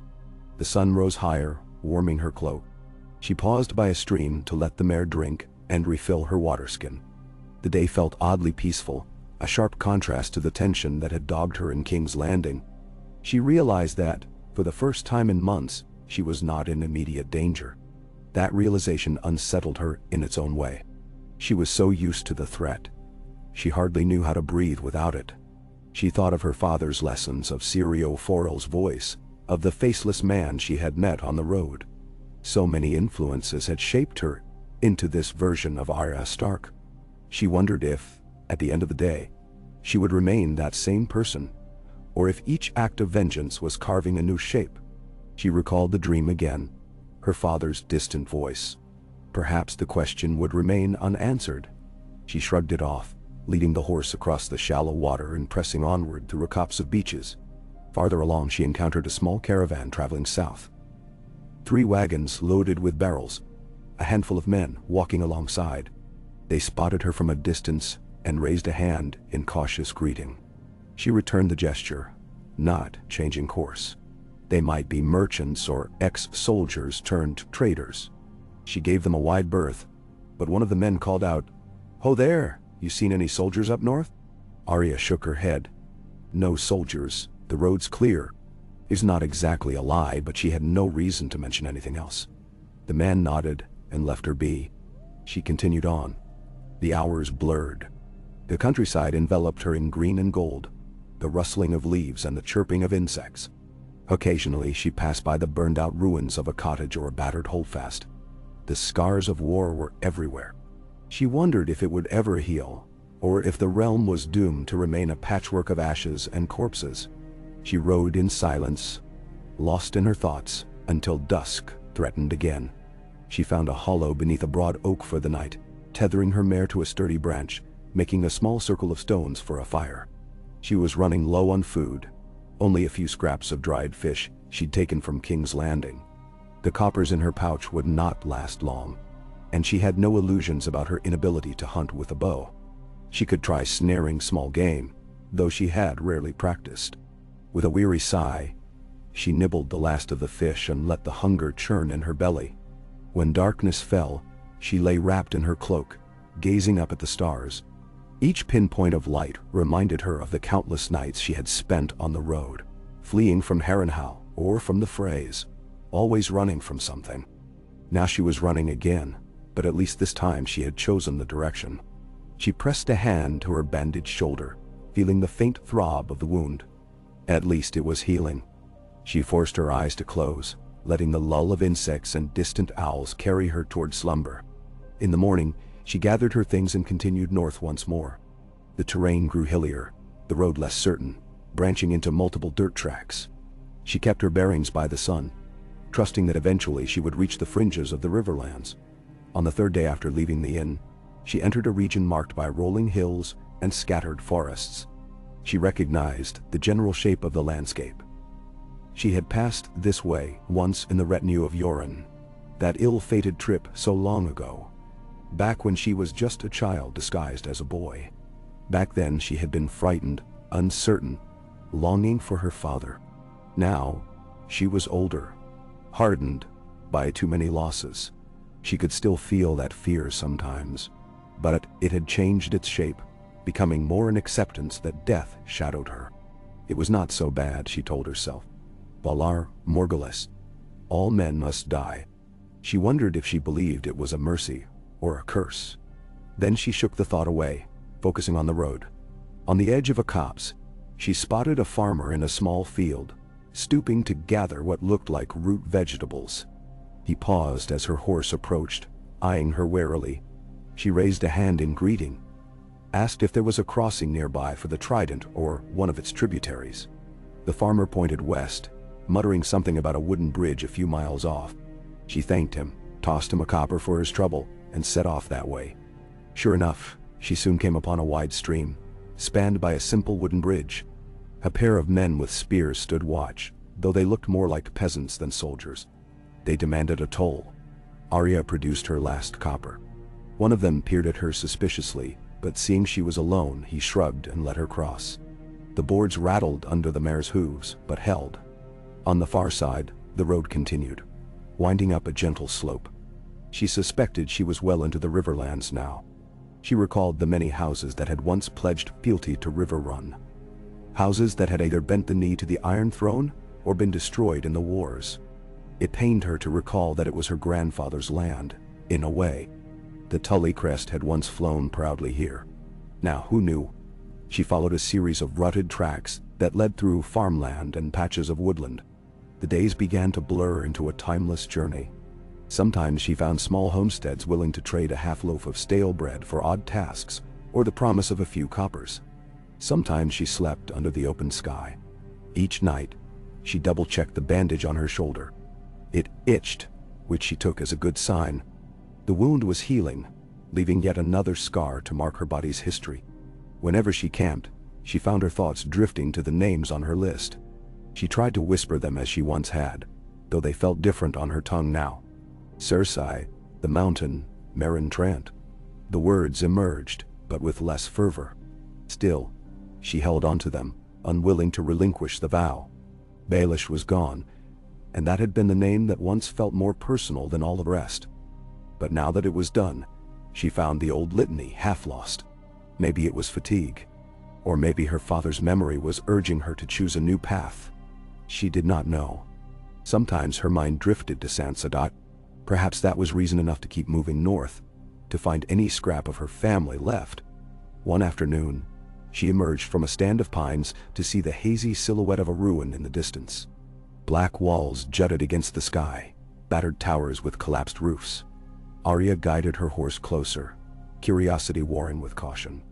It looked to be an old keep, perhaps a small fortress that once guarded a crossing. Now it's partially burned. A few crows perched on the parapets. She circled around the outer wall, found a break in the crumbling stone, and led the mare inside. The courtyard was overgrown with weeds. A dry well gaped in the center, the rope frayed and dangling. Arya guessed the keep had been sacked at some point in the war, left to rot. She dismounted, exploring carefully with needle drawn. The silence was eerie. She tested a wooden door, leading into what must have been the main hall. It creaked open, revealing a dim interior, scattered with debris. A half-collapsed roof let in a shaft of light. A table lay overturned, rotten rushes covering the floor. No sign of any living inhabitants. She considered spending the night here. It was shelter, at least. She tied the mare to a rusted ring on the courtyard wall, letting her graze on the tall grass. Then she set about clearing a spot in the great hall where she could build a small fire. She rummaged through the debris, finding a broken chair and some fallen beams that could be split for kindling. Her father had taught her enough about making a hearth. She arranged stones in a ring, stacked the wood carefully. With flint and steel, she coaxed a spark into the tinder. Soon, a feeble flame flickered. She sat by it, letting the warmth lap at her weary limbs. In the hush of the ruin, she found a reluctant calm. It was an odd place to rest, surrounded by the ghosts of war. But it was better than sleeping exposed under the sky. She fed the fire small bits of wood, listening to the crows caw in the rafters. She wondered who had once lived here, if they had fled, or if they had died defending these walls. So many tragedies across the land. So many stories that ended in ash. Night fell, and she spread her cloak near the fire, leaning needle within easy reach. Her eyes were heavy. The wind whispered through cracks in the stone, carrying the faint odor of damp char and old memories. She closed her eyes, letting herself drift. Images danced behind her lids. The wedding feast, Baelish's face, the red keep's looming corridors, her father's thoughtful gaze in the courtyard of Winterfell so long ago. She thought, dimly, that she might stay in these ruins for a few days, rest her horse, let her shoulder heal fully. After that, she would move on. North, always north, until she discovered some sign of her siblings, or until the next turn of fate led her elsewhere. As she hovered between waking and sleeping, she recalled the question from her dream, the one that would not leave her. What have you become? She did not know if she had the answer. But perhaps she did not need one yet.